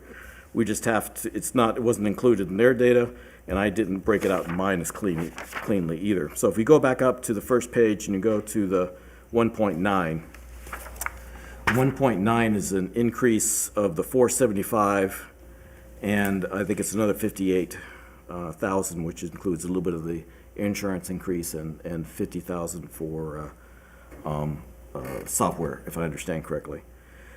And so Raphtillis, as you can see, is the 163. That was an increase of 225,000. They were trying to get the general service payback to the city of 1.25, and now the city's asking for 1.5. I'm suggesting that until we can discuss this in more detail, that we take what was put into the rate study of 1.25, because even when the increase was done in rate study, there was really no explanation of why it was in there. We have an explanation today, but it wasn't, in the rate study, it wasn't. And so we made the recommendation last time not to accept the 2.25 because there wasn't really enough explanation. Because part of it looked like, is that the city had to pay more in wholesale costs, and so we were raising the city cost. This is what it looked like. And without completely understanding the difference, that's why I was asking for the report too. That way we can say, okay, this, it's just like you guys are all saying, and you doing your due diligence by saying, let's understand the numbers, and I completely agree with that. But not having, so when you're looking at, if we can start getting the other groups to say that this is what they charge to, and most of companies nowadays, that's what they do. You charge to a project. You just, so we don't just put in the salary and they pay whatever the salary is. It doesn't happen too much anymore in the real world. So if they can start charging to projects, then then we increase the capital to do their charge. But I think our yearly admin would go down, especially once we get some of these the capitals reduced. And I think we're getting close within 6 years or so to not have as many capital projects. So we wouldn't need as much from the other services. So that would be my thing. And so sort of what I'm saying is until we know we need more, and so it doesn't get kept on the books, let's say, okay, we're compromising to say, this is what the rate already has in it, 225,000, but not the additional 250,000 that they're asking for with the included of 475. Going with your reasoning of the Reftalis estimate, if you look at the bottom line, we're well under the Reftalis recommendations. Right, but most of that is if you look up here, there's $4.9 million in electrical that was reduced. 200,000, 2 million of that was for capital, which we still have to pay. We're just not paying them this year. And 3 million of it is or actually close, more than 3 million is the power going down. So it's not that we've conserved anything, it's just we got lucky and the prices went down. And the price could go right back up again next year. So we do got to be a little careful in this, because all the other prices, as you see, that's one of the reasons I broke it out. The operations cost is still going up, and it's going to continue to go up. And so is the admin going to continue to go up. It has every single year. So, and at $900,000 in 1 year when it wasn't budgeted for, because we're not collecting enough money in these rates to cover 100% our costs. The intent was to pull from available cash. So to make sure you guys remember that, the rates are not covering our costs. And if we just keep on increasing everything, the rates are gonna continue to go up. So I'm just trying to put the brakes on a little bit. All I'm asking for is 250 is what I'm at. Out of the whole budget, I'm saying the rest of it I can live with. I understand what's going on, but I would appreciate not doing the 250. Well, on your total revenues though, for 2024, we had 38.3, and 2025 recommend 32.2, 32.3. And exactly, and that's another point. So you've got less revenue. Yeah, and then on the expenses, you've brought those down as well. It's 41.2 versus 38.7. Like I said, but again, can't remember the biggest reason. It's not they didn't reduce any of the utility costs. It's all in the reduction of the energy cost and the capital, and the capital was just pushed off is all. So there's nothing else has been reduced. It's all going up. I still think your recommendation of monitoring costs so that you can effectively make those recommendations would be fine, but that's what I would say. That's what I'd stick with. What does the rest of the committee say? I'm just not up to speed to can fully comprehend all this stuff. I didn't know about the Retellus study, and it's just hard for me to comprehend all this in one meeting. I would probably be better off to staying and have you guys who are up to speed with everything to make a good decision. But yeah, it's confusing for me, the budget side of this whole thing. Well, 3 out of 2, I'm not, because I don't know, Ned, what you think. I'm kind of the same way. I'm a little confused with this also. I'm not sure if I'm in a position to make a recommendation or not, because it's confusing to me. I'll get you off the hook, Greg, because then there's not enough. But I There's think, not enough but to I make a think you're motion. right, Larry. I mean, the explanation, that's the problem with the way we're set up now. We're not getting, we're able to ask these numbers. We're not getting the information, we're not meeting on a monthly cycle, and it's hard to make it in one meeting. Right, before we could ask the question and get it cleared up. Right. I agree with, I think, I knew that's where we were headed with this problem. But I think we just ought to start asking for these questions, accountability of where these numbers are coming from day one, so. So you're next saying, meeting, right, Start then. but Right you're then. saying right now that but see, this is the only, we had the last meeting was canceled because it wasn't a quorum. We could have got that information then, but we didn't have a quorum. So by not having the quorum and then having the meeting every 3 months, it's put us under a bind. Yeah. But the problem is, what you're saying right now is you're saying, keep the city budget the way it is, let the admin run the way it's gonna happen, and we'll never get it back. Well, I don't know if we go, I don't think you can prove it by these numbers. They're shifting numbers. I mean, the Right. numbers shift all the time. But one of the things that they just said is they're talking a cost of living increase across the board of 3%. Sure. That's on all admin costs across the board. Well, that doesn't come until August, on most contracts. Right. So the problem is now you're gonna pre-approve the 3% increase across the board on everything. And then we're still, by the grace of God, we've had a electric utility rate reduction in cost wholesale, which has saved our bacon. Because we still haven't paid back that fund we had in reserve. We haven't paid that fund back to Silver State, have we? By the end of this fiscal year, we'll be all paid up. We're still paying that debt. And so we're being banged from all these different angles to get money out of the utility.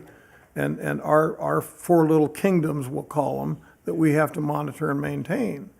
And the one, like everybody said here tonight, the landfill is not a problem, okay? The sewage, the wastewater treatment facility and its needs, we knew about 4 years ago. Before COVID hit, we were in the thing. We're still trying to get the grit screen put in the initial portion of the system. We still haven't done that. And the problem I have, and this is one of the things that's got me rubbed the wrong way, is 4 years ago, we could have made some of these decisions and bought some of this stuff and had it in storage. But meanwhile, we took the hit of 35 to 40% material cost increases and everything else to where we're playing catch up. Well, the one thing too, I think I'd like to, if not put Ned on the spot, but I'd like to ask Ned about some of your thoughts related to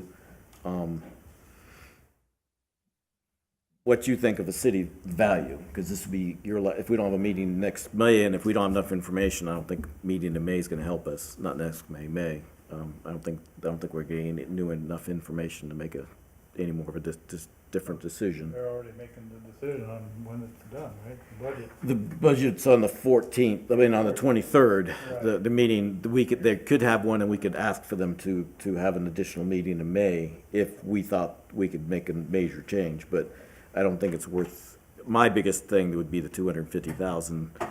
And you've got good valid points. It just was a compromise that I could come up with. I guess one thing being that yours is this is your last meeting, to get your opinion on the value, if you think I'm too much off base with saying that. So I guess what I'm trying to say is they say, well, we aren't contributing our fair share to the central fund. And I'm saying we are contributing in other ways too. And so instead of making us pay in full dollars, and you're still getting advantage, and the ratepayers are paying things that the city aren't paying for, that they're getting a certain value that they're not considering. The other thing is that we had some voter approved, that's one thing I didn't bring out. You'll see the revenues have gone down too, and you looked at revenue, that ended in 23, was that correct? voter approved, because I think last year was ARPA. So we got lucky and ARPA was grants. We did have voter approved funding, so, and that was through some of the leases. So, but in the future, we're getting Zippo from the leases, Zippo. And so the city is giving us nothing. Now, the city, to make sure it's fair, they're looking for grants. And that was stated today too, that a lot of grants, so I appreciate that. That's helpful. But grants they're not always easy and they're tricky too. So you can't really say, well, we're just gonna keep on reducing by grants. But at least that's something that's being considered, appreciated. So our revenues are gonna go down and our expenses are gonna go up. And the revenue is gonna go down in water with all the conservation, as Ned has said. And so I don't think it's off am I putting you on the spot to ask for that? No, And you're making a before- good point, and you're right, because I think we're gonna see less, our costs are definitely going up, and our revenues are gonna go down, because we're, conservation, especially on the water side, a little bit on the electric side, so you're making a good point, that maybe it's wise that and I think I would be willing to probably maybe go ahead and vote in favor of that at this point, when you put it to me that direction, because it does make sense, and I do know, my general feel is that revenues are gonna go down, because we're not selling as much, especially on the water side. I think that's gonna be the big one. And costs are certainly going up, so. Well, we ran, I guess what I'm trying to get a feel for how we ran for over 60 years. It wasn't quite 60 years it was anywhere from, 1960 to 1962 that we were incorporated. Mm-hmm. But the Bureau of Reclamation, I'm pretty positive, ran it as one big budget. And so then it was decided so I want to make sure that, especially Randy, you understand, it was separated out in 2017. So this new is relatively new. And so the administration figures are being looked at differently than they were In 2017. in 2017, or pre-2017 at least. I think 2017 they were starting to do some things differently. This is what so I know there's a certain amount. I'm not 100% facts, but that's what I'm understanding. So then so the one thing that I'm trying to avoid going forward is, first off, we got to remember that we are different than most any other city, because all of our utilities are nonprofit. Most of the only thing we do have here is gas, but we're not talking about gas, and that's not the things we're worried about. All the utilities that we're responsible for are nonprofit, so it should be at cost only. Yeah, right. And that's what the city is doing. I'm not saying, but we just have to remember. So when comments are made that, well, the city's not charging the utilities for rent, they're not charging them for desks and stuff like that, it's like, well, we're one big family. And so if we can just work together as a team, we shouldn't be charging nickel and diming the utilities. Now it's whether we pay in utility or whether we pay in taxes, but we have a large lease fund that hardly any other city, I believe, has that type of funding. So, and by getting none of that lease funding anymore, and the other thing is, I'll bring it up, is we had some money was also taken from the utility fund to pay the golf course off. One comment was said that we were paid back. To my knowledge, I don't know how it was paid back. I've never seen anything paid back. So what? So, if they're saying, well, the voter approved fund paid it back, no, that was separate. I'm pretty positive that vote ballot did not say to help pay back what was borrowed for the golf course. So those funds had been developed, and when it would have been helped to offset the capital. So now we don't have that money to offset the capital. So there's a lot of things that the city is getting the value from, and that's what I'm just trying to say. That so when you're assuming 16% of something like that, when you're assuming something out of the central fund, that's all assumptions. Mm-hmm. Now the administrations, then there's a lot of things happening that I would agree with. But even if we change to and say with like the inspector and stuff like that, and especially the contractor to say we're using 50% of their time, that needs to be proven and put into capital, because that's again, they're assuming, in my opinion. So I'm not trying to be negative. I'm not trying to point fingers at anybody. I'm just trying to do my due diligence and bring up the information so we can make a reasonable advisory. We have no approval, but we can advise to the council what we think is fair and just. And I think that's my big thing, is fairness. And Well, I think you make a good point, so I think I would be willing to change my view on this thing and vote with you on that, because you're making a good point, and that, things are different than they used to be, and, we're not gonna be making as much money in the future, and costs are gonna keep going up, so. But I really think overall, for all we've ever done is come up with a lot of different things. Ned brings up a few, but everybody always brings up something of what we need to be watching. I think that's where our discrepancy is people making these budgets and they're following whatever rules they think are the correct rules for running the city Yeah. and running those things. We're not getting a good explanation of that, and I think that's what we immediately need to ask for in our next meeting, our next fiscal year meeting, is a better explanation. I mean, she did a great job of throwing out those numbers. Howard, but- we've gotten reasons for years because that's what everybody else does. Right, well, no, but that's what we gotta say, well, so what? Exactly. Yeah. Like for coming down example, if you're gonna hire an inspector to do utility grade inspections on substation 3, he'd better be charged 100% to substation 3, not the general electrical overhead budget. But that's what we're coming down to. I mean, Ned's definitely correct. When we start conserving water, conserving electricity, it's gotta come, that money's gotta come from somewhere. And that's where I think we need to start watching that, ask the right questions. I mean, I see waste of water all the streets every morning when I'm walking around. I see waste of water. And that's accountable water because it went through a darn meter. So we gotta figure those, there's lots of things I think we need to figure out. So I still think the budget's sound, the way it's presented, and I wouldn't be that way except that we've reduced it by $6 million here. And, no, 6 billion, that's. well, that's for revenue, revenue. Revenue is reduced, yeah. Reduced, and then expenses are still, less. So I think we need to get hard on where we're coming with all these questions, because there's definitely a discrepancy between how we think from an operational Yeah. budgeting point of view to what an accounting budgeting point of view goes. Well, that's a very And good point. that's where the big discrepancy is, and let's bring that gap together. Right, because we're trying, and that's what, so, again, if we do not have a meeting in May, and if I can, I'll take just a few minutes if I have to, on this one, is we will not, my understanding is we will no longer have Greg or Ned with us going forward. And Or you guys are off the committee, or off the board? termed out. Okay. Yeah. and so- There's a term limit. I didn't realize that. And so they've done a lot, and your point of the operational aspect is truly helpful.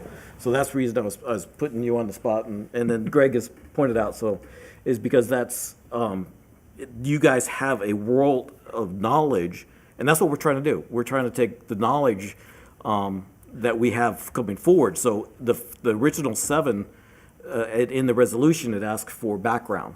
And so the original 7 had background related to the city in various ways. We had a lot of financial aspect with Eileen and Marty. And so everybody had something that came to it. The way it's written is that, and again, no, I'm not slamming any future people, I'm not slamming anybody, but you could get into a point where somebody's just saying, the utility looks pretty cool, has no background, and can still get on the committee. You've worked at Hoover, you have a lot of background and stuff like that. Not a lot in budget, but a lot in Well, I electrical. think But I agree with that, but, that we're advising the council on asking these hard questions, because they're in the same boat, I think, that we are, that there's somebody from budget, from city budget administrative side is saying, this is how the budget should be put together, and they gotta have their expertise, so they're relying on our expertise to come up with those numbers, so that's why I'm saying, let's come up with these hard questions and make sure that it's really accounted for, like you're wanting, Larry. I mean, I think you're asking the right stuff, but I don't know, there's too much, with all the numbers we always get, I never see a number that, you're right, none of these numbers ever match, which drives me crazy. Very, very confusing, yeah. And I sit at home looking at these numbers and I'm like, hell. But, you come up with a spreadsheet and it's still, your numbers were probably sound from where you got them from. I can't compare them to this number. So, and I had the same problem when I'm looking at water use and sewer Well, you can use. you make sure you understand, 25 is the same thing, it's just broken out a little different to make apples and Saying, apples. I even see the same thing when looking at water numbers and uses and stuff too, so. Right. So, Well, more with Ned, I guess I was trying to get some, I can understand that it's asking a lot to make a recommendation that can go a little bit different. So I don't want to make it where it's a nay, we can all say one or two people don't, but if we only with 5 of us now and you're not sure, we could probably get to maybe a majority, but I don't want to do it that way. Do it. No, I'm not saying that. Do it. We leave our opinions where they're at, but if you Yeah, think well, it's. I'm okay with voting with We're a you, group of so, 5. If you sure. get the majority, you get it. That's Yeah. fine. Do it. I'm good with that. Hell, yeah. Let's put the motion. I think put the motion out there and go with it. Okay. I'm not totally against it. I'm just telling you where I sit, Like I said, part of it is That's why we got 5 people here. I agree, though, that we need to ask more questions. It's just, this was a stopgap for what we had. That was the best thing I could come up It with. sounds like it's really something that needs to be looked at with all these things that we've talked about in mind, that, we're at a time now when this could be a big, significant deal, and it's probably a good idea that we maybe have them take a look at it. So I guess the easy way to do it is so we can get it written down easily, if that's what we want, is just to say that we recommend that a motion is made to recommend that the central service fund is only increased by $225,000, which was included in the Raftillus rate, and not the additional $250,000, bringing it to 475. Does that sound a reason? I'll repeat it. I want to make sure that sounds reasonable. Or is there an easier way to say it? So you're actually proposing to change the budget at this point in time, though, right? Right. And it's not too late to do that? I mean, Not, this is the time to do it. Right, so ours would be a motion to recommend, I guess it'd be to recommend, I don't know if we recommend to council or just a recommend. recommendation of a reduction of the administration fund by this amount of money. Correct. That's it. Central service fees specifically. Right, but that's it. In other words, How central does service. that affect the rates right doesn't- now? it does not. It doesn't affect them at all? It doesn't, because right now what happens is, so to make sure you're clear, is that the rate was set for 3 years. And so to understand, so that's a good point, so make sure, because the slide was confusing to me, because when it was stated that the slide was saying that the utilities agreed at the cost of service, well, that's what we're asking for, is the cost of service that's what everything should be related on. And she did clarify it, so it's, and thank you, Ned, too, the wholesale cost is what we agreed to take and include the repayment of what we had to repay back to Silver State. And so it was an increase. We encouraged Raftillus to increase so what they did, I'm sorry, I'm sort of jumping here. So to make sure it's clear is if you looked at your bill in the past, you would have only seen one number, and it was electrical charge. So what Raftillus suggested was to break out the charge into a wholesale cost charge and a delivery charge. Energy costs, basically. Basically, our wholesale cost is a significant part of that rate. Right. And so they broke it out so that you would see, basically have your operating people, the people that are here all the time working every day. Then you have your energy cost that varies all over the board depending upon where it's coming from and when, so. And so that's kind of how a lot of utilities do it, is they basically look at those costs that are variable and try to even them out, but it's not always that easy to do either, too, so. No, because the delivery charge is a little bit, so the delivery charge is your operating charge. It's more of a fixed cost. Well, that's variable too, depending yeah. on what we're doing here, Well, because some of the stuff goes up too. But we don't normally change that delivery charge. So the idea was that because what we did is, I don't know if you tracked it, we were going between, it was about, Joe, make sure I'm saying it around, I believe it was close to 5 million for 4 to 6 million for years. That's what we were paying for energy, for at least the last 5 years or Historically, so. it had been around $4.5 to $5 million annually. Yeah, so we had a pretty good charge or cost. Yeah, we had a pretty good run on that number. Right. So then all of a sudden, but we go from 5 million, because we weren't even at 6, to all of a sudden to 9. Yeah. And so that, as everybody's saying here, so then by breaking out the cost of energy, then because the resolution for energy states that, actually it states that this is where things get a little bit tricky, it states that the energy will be modified depending on how the costs go up and down. So what we said as a committee, we agreed that, hey, let's take the average cost of these 3 years. It's so expensive. Why don't we take the average cost of the 3 years, put that in your rate, and not change it? If it goes up, you might have to change it. If it goes down, no. Let's just keep it the same, because we're not collecting enough money for electrical anyway. So let's keep it that way. So that's what I think. So we were in agreement with that, and that's sort of, I think, what they were trying to say. So that part I understand also. It's just there are a lot of moving pieces, and that's the reason I put this spreadsheet together. Because is if we have a major, I think one of our rules is if we see a major change, all we're doing is asking for justification. Just like up here, the slide said that the water went up 700,000. There was no justification for that. There's in some of these things, it's like, okay, so when the average is like 200,000 a year more, and then you get this 50, 500, 700, a million. It's like, okay, what's the justification? So if the justification is clear, we go on and we say no problem. If the justifications, we're saying, okay, at our operational experiences, we believe that those can be reduced, especially in the future. A great example is, again, I guess I'll be careful, but when Greg first came on board, they were looking at buying, if I'm understanding correctly, they were looking at buying some valves, and somewhere along the line, the valves were going to be $400,000. He said, no, that's way too high, and I believe it was $40,000 that they were actually charged. So this is where I been hoping to use our experience, and this is a revenue requirement. That's where we're trying to help. So again, I'm not necessarily trying to get sides. I'm just trying to help you. Trying to understand. To understand and educate, because the budget is not something easy. I've been dealing with rates. I've dealt with rates in my position for over 15 years. Yeah. And so I know all this stuff. Mm-hmm. I can tell that, yeah. And that's the reason I present it, because I'm trying to clarify it. I realize, you look at this packet this thick. Yeah. You have 400 and some odd pages the city has. I realize it's not easy to go through.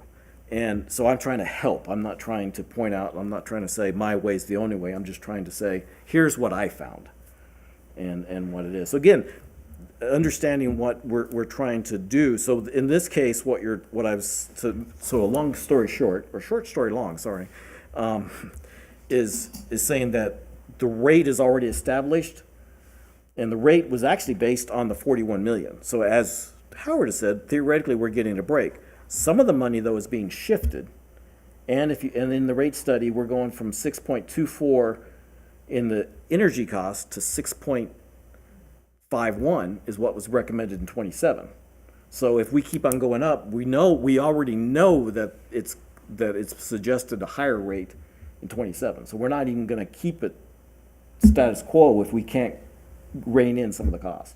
$250,000 in the scheme of things. Doesn't sound like very much. It doesn't sound like, but if we start looking at it, especially if it keeps going up, because what I would like to do is figure out how much 500,000 or $1 million costs the rate. Then you can see how much it's costing the citizens. Mm-hmm. So what I'm trying to do is I'm trying to be fair to the citizens and the city. I'm trying to be helpful for both. That's what I'm trying to do, and I think we all are. So anyway, if that helps. A little bit, yeah. So the motion we would be asking to reduce their estimated budget by $250,000 for overall in the utilities is what the bottom line would be. Mm-hmm. Well, if you guys are okay with it, I'm okay with it. I mean, you've been here long enough, and I kind of understand the logic a little bit, but I'm willing to go along with you guys. It's hard coming straight in. Yeah, I understand. And like I said, we're losing two good people, and thank you very much for all your help and assistance. So thank you. And that's in June, right? Yeah. Yeah, and so this is their last meeting. They're going to open up nominations again, correct? Yes. Yeah, okay. So, okay, so I guess the easy, see if there's a motion to, unless you want to say there's a motion to reduce the budget, maybe that's the easy way. The motion to reduce the budget by $250,000 in the central service fund as it was estimated in Raftillis' study, as it was estimated in Raftillis' study. Is that any easier? Yeah. That's good, a good idea, because then they have some background and a reason. They can go back and look at, it was actually studied and came up with that number based on that study that Raftillis did. And it was only 1 year. Yeah. So. Okay, so to be fair to the city, Joe, does that sound reasonable? Yeah, so the motion, as I understand it, the central service would be only increased by what was recommended in the Raftellis rate study? Yes, and we should put the number in there, just in case they misinterpret the Raftillis study. Which total was 1.25 million? Yes. Okay. Okay, so if that's acceptable to everybody, then I will put out the motion. Actually, the way you said it, Joe, is if we include the number, I think that's the cleanest way to say it. You had a good way to say it, so. Yeah, so central service is increased by the amount in the Raftellis rate study to a total of 1.25 million. Okay, which will reduce the budget by 250. Do we want to say that so it's clear to the council? Okay, okay. We'll leave that, the motion, I make the motion. Is there a second? I'll second. Okay, all in favor, say aye. Aye. Aye. Any opposed, say nay. I said aye. Stated, okay, so we had motion passes. We had one abstention, yep, that's, for the minutes, we need that, yes, thank you. And then I guess, so Joe, do you want us to make a motion about doing that, or just to say something in future about tracking cost, or just do that in future meetings? I think I could just do that with your feedback, if you be specific with what it is you're looking for. Or do you want, Make it an agenda item. which way to do it, what I would do? Okay, so that'll be the next item, so we'll just talk about that. Make it an agenda item. Okay, so we'll do that. That's the next agenda item. So any other questions relating to the budgets?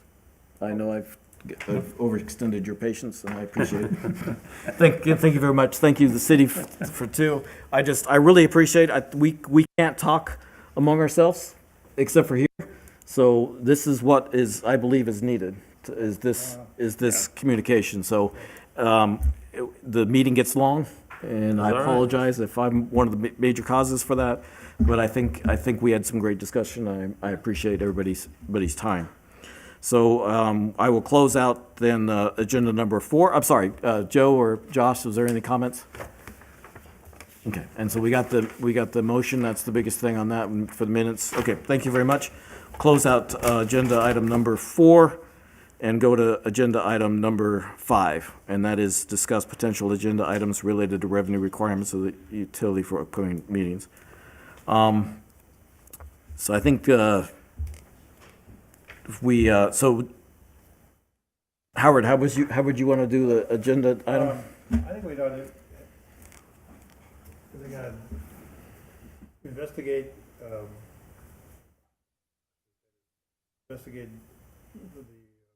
budget costs, but I don't know how to state it, so I think we need a better explanation of what the breakdowns are of our budget, so that we can further understand these bigger numbers.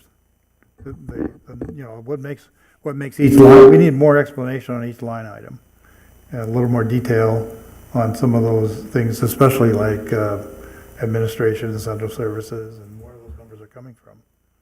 So I'd say we need a breakdown. We need to come up with a list of, I think we need a discussion, an agenda item to discuss expansion of certain budget line items that we can get better clarification on. So I guess that basically, Joe, with just a more detailed discussion of budget, is that? I think that covers it, right? Simply, yeah. And I think it should be for possible action, to be on the safe side. Yep. So if we go with the normal aspect of the, for the minutes, of course, the the water and power consumption is something that we're continuing on, is that right, Joe? To have it as normal? Yeah, if that's what the committee desires. I mean, it is part of the revenue requirement, you know, how much we're using, you know, and then in turn selling. So if that's something that the committee wants us to continue, we can, with kind of the caveat that we'd like to do the budget deviations with the latest data that we've got from the Colorado River Commission. So like I think now our latest is December. So there would be about a 3-month delay with the data that you're getting, but it would be the current year. So if that's amicable, then that's what we'll do. No, if you got actual data, then that would be great, because then even though it's, yeah, we understand it. I think it's fine. Okay. See then, so are we looking in July or are we looking in August? Because July is right after 4th of July, as I stated before. I should be able to make it, but I'm not sure, and we don't know, we're gonna have 2 new people, we don't know what their schedule is. How about the week after the holiday? So do you have the calendar up, Holly? Do you know if that's available at this time? That's what's important. Yeah, that's the most important. Yeah, a lot of vacations. Yeah, so, because if we had the next meeting in July, it would be, I think, the day after the holiday. That would be the Thursday the 4th, Yeah, so we can't do that. Wednesday the 3rd. Wednesday, the 3rd, so we're looking to do it the week after that. The 10th. That'd be all right, Joe. I don't know if there's anything on the second Wednesday, I don't think so. Okay, But I'll check with the clerk's office. so I'll have to double check. Yeah, but I think that that's executive Okay, You can The always 10th. send an email out to everybody, well, to everybody and then we'll figure out from there. Yeah, the first week after works for me, but I'm going to be gone for a month. After, I can hold off till the 10th if we do it then, but getting into the 17th, I'd have to do it remotely. I'm going to be in California for a month. Okay, well then 10th is applied then, that. But you're okay Okay. with the 10th? I would be okay with the 10th, Howard? yeah. That's fine. Okay, so we got 3, we got, To do it remotely, theoretically, I'll do we it. have a quorum, but, okay. Good, other items? Yes, the capital, so I guess, yeah, if we can just keep the capital, ongoing capital, because it can either be short or longer, but we had a long time in between, so that's why today went a lot longer. And I was going to clarify who's leaving. You're leaving? Ed and Gary. I'll be And Ned's leaving. Oh, I thought you were leaving. I'm sorry, I got those backwards. Yeah. How many years has it been? 6 years? Let's see, we started in 2019. 19. So it's been 5, it maybe seemed like 6 years, but, Been warming the seats for a while. yeah. So, see, your first one, it's been 5, because your first one was 2 years, and then it was extended to 3. Right. So that's why, yeah, it's 5 years. Mine are for, yeah. Okay, so is the ongoing capital okay, Joe, to keep that on there? yeah, that's fine with me. Okay, then, so we got the budget item that you've listed, right? Yes. How about, is there any new information on the Southern Nevada Water Authority report? Was that worthwhile having an agenda item for that? That was gonna be my comment, so yes, I think we should have that. We could have a placeholder for it. I don't know if it'll be ready, but we could certainly have a, Even have an explanation of so where it we'll is. say an update on the feasibility study. Yeah, I guess an update. So we just say an update, if it's 5 minutes, then Yeah. it makes it easy. I mean, I think, because even if they have preliminary information, we need to know what the hell's, it's been too long since we heard anything. Yeah, yeah. This is on the sewer? On the Yeah, sewer. Okay, yeah, That's right, yeah.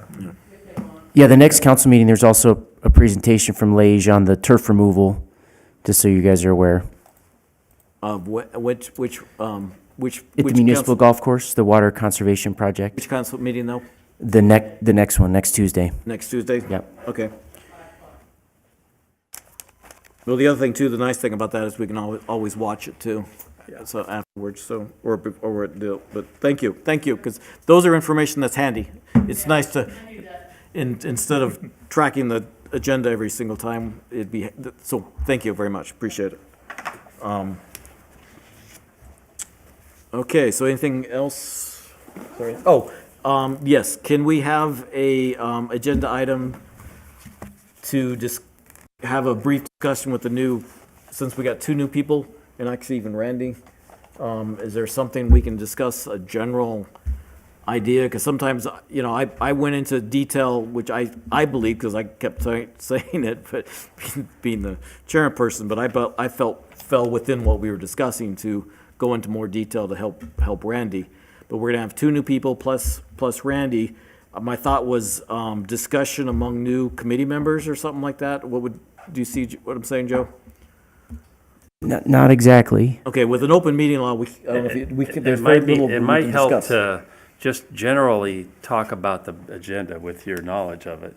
And especially if they come in without a lot of experience in a budget this size, to just generally answer questions about the budget and how it's set up and the fiscal year and, I mean, anything that they don't understand. And I know I'll have some questions too, so maybe we could just kind of generally talk about the budget and educational wise. And of course, now you don't know what their qualifications are either too, so. Why don't you make it a workshop? Well, all the UAC past meetings are on YouTube, you can watch any of them. Yeah, good luck. Boy, do your credits roll first? I know. Do your credits roll first?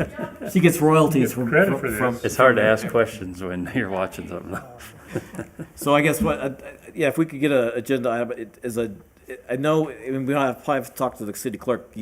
It's hard to make it general, I understand that, but I think if we can, you've got new people, there's gotta be some way we can allow for questions and sort of because you were saying you gave Randy a packet, but the packets, I don't. It explained pretty well the divisions of the four entities, but it really didn't go into a lot of detail about the budget, how it's broken down, and it's just confusing if you've never seen it like that before. Well, and I think it's a little, because that's the reason we've been asking questions for 5 years, is we have the background for different, I think with everybody up here, we had the background for all the utilities. Well, landfill maybe not as much, but we had the background. And so what we were been trying to do for 5 years is make sure that we understand the difference between the city and what we've done. You know, I worked for the Bureau of Reclamation, Power, you worked for the city, but you didn't, and then Water operation. water operations. So we've been trying to figure out, so I think it's the same thing in the new people is, if the thing is, first off, how different is, understand that Boulder City is a different municipality with all that, it's very important to understand that. Yeah, I understand that, and I understand when you went through the line items of all the items, the electrical items and the water items, I understand, you know, the capital improvements, and it's just the budget is very confusing just to come in here and try to. No, you haven't seen what we've dealt with. I mean, it is confusing. Yeah, and I again, I looked at this online. I didn't realize there was another section there that she had on the board there. I believe this is the one I looked at. And I kind of understood it a little bit, but it is confusing. Well, And you don't know what their background's gonna be. And you might just have, you know, 2 people on here who have enough budget information and knowledge to be able to make a logical decision. And so it would be nice to hear their background. And again, I don't know if that's something you could put on the agenda or not. I mean, We could certainly look at like a presentation or question and answer related to budget from finance. The just- presentation that she made Mm-hmm. was not bad, except it was using percentages, and she was saying the numbers. she was whipping it up. Maybe if the numbers were pretty put fast. on with the percentages, I think both are helpful to explain that, and then we could maybe turn some, your concerns are about the central services and admin, and I have probably different concerns about the other things too, so maybe each person would say, I want an explanation about this, or this is what, and we can discuss that amongst ourselves and then say, maybe we put on a workshop where we could really delve into a specific areas. And workshop, you're talking about a separate workshop, right? Separate workshop, Yeah. but I think it's important, I agree, this administration and the central services, and there's probably, I think there's other things where we don't have a clear understanding of how the breakdowns are, and we need to bring those up, but we're not gonna be able to do it sitting up here On a formal meeting. regular meeting, we probably have to turn it into a workshop. So Greg, okay, so I think maybe you're probably saying is we have a meeting, or normal meeting, then have a separate workshop that we can discuss more detail on things. On the but- budget, and again, it depends on their Yeah, qualifications. the question, bring up the question. But, time out. I know this is not the session we're supposed to have. It needs to be a workshop first and then a formal meeting. Or what, yeah. Well, no, because they have to know the background of the UAC committee, its fundamental purpose, its history or origin, and then what they have recommendation power or recommendation authority to do and recommend to certain, like the city council. Well, you could do two things. First off, we have to, I think, to approve the minutes is something that has to be done. So there's two things you can do. You could either have a meeting, a full meeting, you could have a regular meeting and then shut that off and then do a workshop. We got in trouble one time for trying to do that. Let's clarify how we could do it. Let's see what. How about the citizen workshop that's scheduled for next week on the 10th? Can you come to that? And that would be a great opportunity to, that's the workshop you're looking for. That's the current budget. All residents are invited. If you're, He's gonna say the same thing she did today, and there's not, we'd have to ask major questions, and, do you have enough time to bring your questions to that workshop next week? you don't have the two new people. Yeah, you don't have the, Full staff, or full committee. I mean, I will look at this more carefully and try to, It's a good idea, To- but to- they don't have the nominees who's gonna be on. yeah, you it. don't even know I don't know if they nominate in June or they do it before.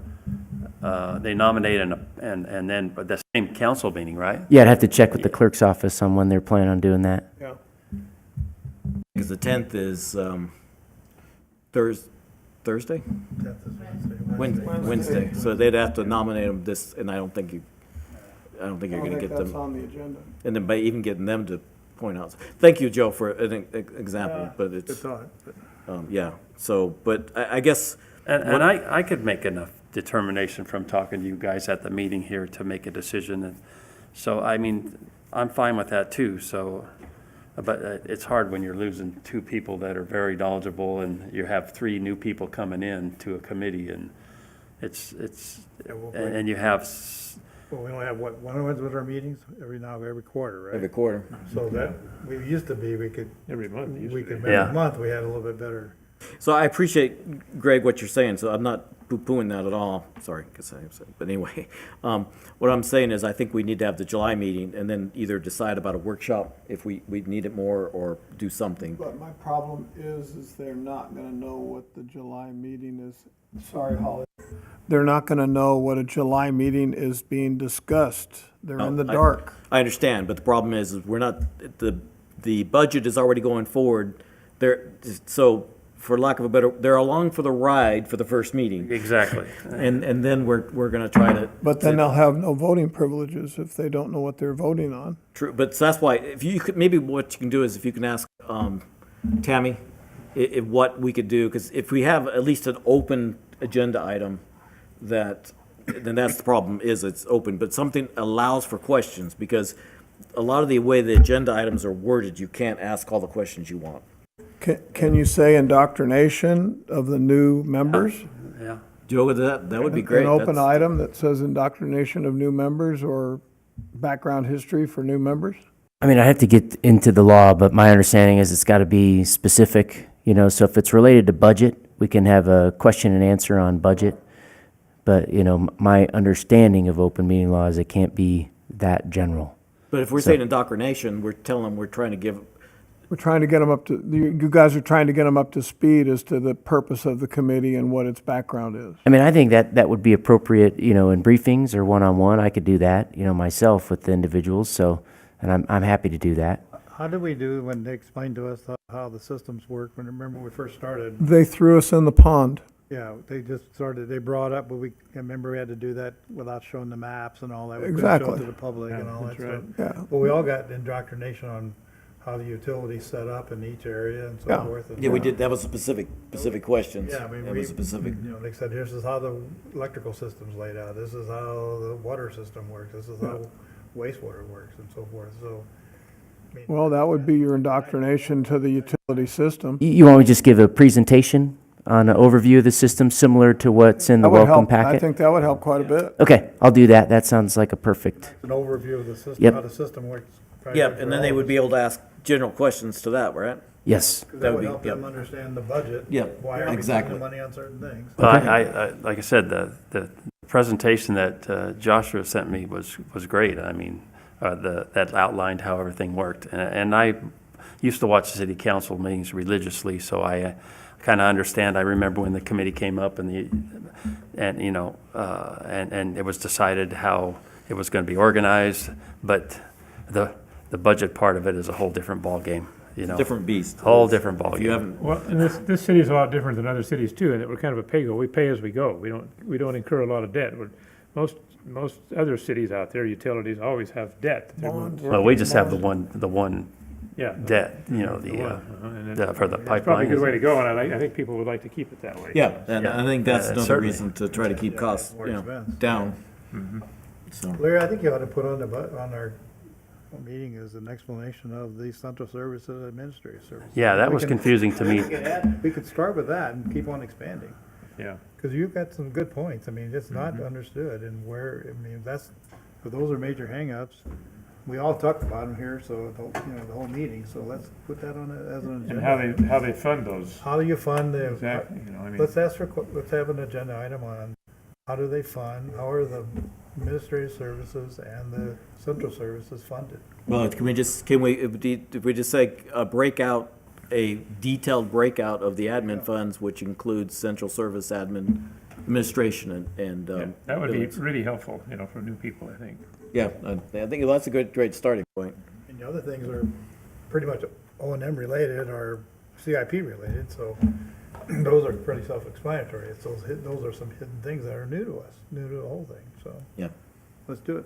Okay, sounds good, appreciate it. So I guess looks like it's probably a pretty big agenda as it is. So, and the one that you had earlier on the metering system, that ended up being more of a grant issue, is that right, Joe? Reason I'm bringing that up is whether that's something to bring back in the future.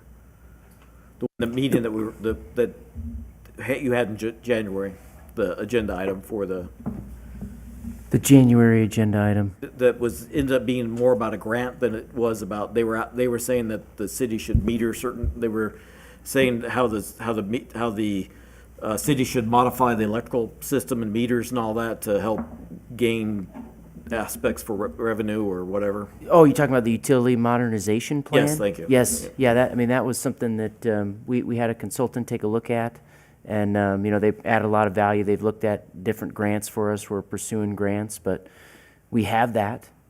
So, I mean, we could certainly present that. I mean, that's, You mean time of use metering and that type of thing, or no, different this, kind of meters? no, it was conservation voltage, AMI, several items for return on investment in the utility, leak detection, but like targeted leak detection for water. And then most of it was focused on electric. Yeah, I think the grant issue was more of trying to find, because it was pretty expensive, if I remember right, the idea. So for it to pay, if we didn't have grants and had to pay for it out of the capital and stuff, it could be more, I'm not sure, because the way that they were showing, because we were able to do a off, anyway, some of the numbers that it was shown that the payback, I don't know if I necessarily agree with it, so. ROI. So, yeah, so I don't know if that's worthwhile, but it's just something like that, I guess I was just trying to think. Again, I think we're good for July, just what to do for the future, for more of the year. All right, I'm going to go over the agenda as I understand it. Okay, So, of course, we got the minutes from the previous meeting. The next item would be for possible action, and that's investigation of budget costs with more breakdown, detail, and explanation. So, it'd be similar to a year-to-date budget that we had that I present. So, now, did you hear, are you gonna add one for the admin, or do we wanna include the admin into that? I had a separate one for the admin. So, Okay, that'd be great then. I think it's good to have, okay, good. okay. Next item was a report on water and power consumption. Next item was a update on ongoing capital. Next item was update on the SNWA reuse study. And that would be just a placeholder. If there's no update, then that would come off. Okay. Next item would be a welcome presentation for new members. So it's a kind of go through the presentation that you received, Randy. And then the final item before we talk about additional agenda items would be a detailed breakout of the central services and administration fund. Okay, I'm sorry, I should have counted them, but how many did I end up with? So 1, 2, 3, 4, 5, 6, 7. And it would be 8 with the agenda item, which we do need that, because that's the reason we're talking here. Well, I think it's 7 includes that. Yeah. I'm not so sure you really need the presentation about the one that I got The sent. welcome packet? Okay, I'll Package, scratch I mean, that. that's pretty straightforward, I Okay. thought, but, I mean, I totally understood that, and I had really no questions about that. That made total sense, and Very good. what I knew about it. Is to save printing costs. I mean, Okay.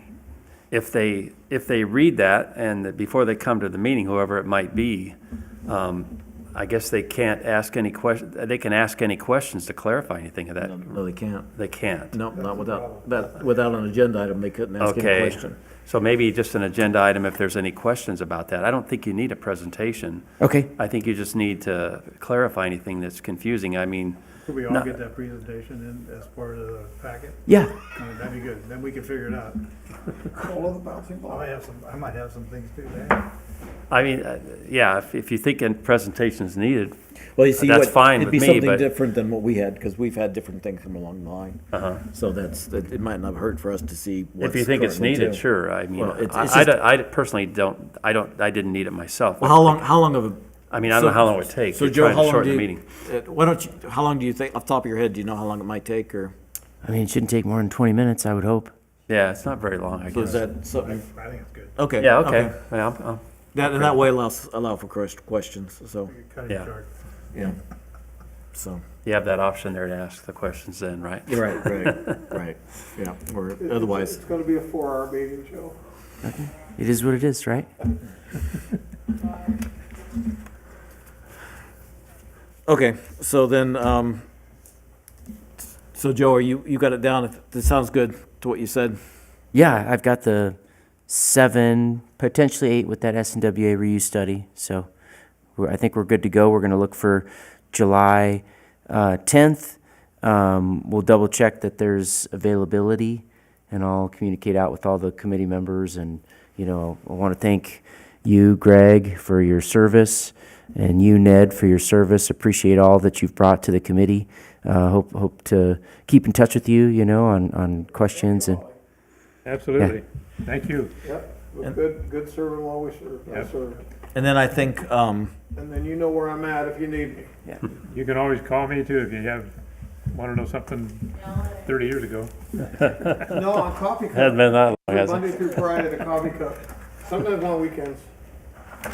okay, so we got comment, we're almost done. We've got the comment period still to go, last comment period. I'm trying to think if there was anything else here. Okay, I had a comment. So, thank you, and we will, Read it. Oh, yeah. no, so I said we got the comment period still to go. There, Thank right you. there. Thank you. So, okay, but I haven't closed out. I gotta close out 5.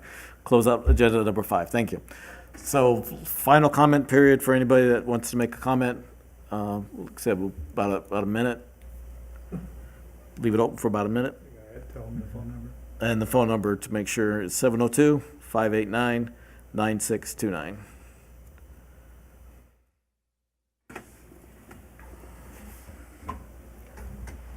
Oh, yeah, I'll talk to, I guess now it's, I know, but.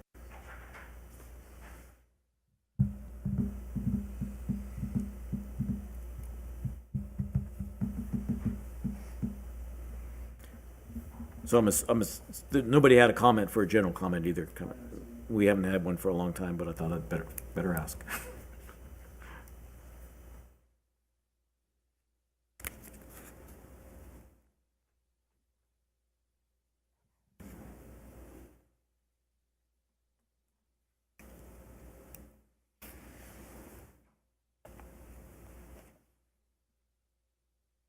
Okey-doke. So, seeing that there's no comments, we will close today's meeting at 4:49. Thank you again for everybody's time and patience. There is one thing I guess I could ask is if the two new people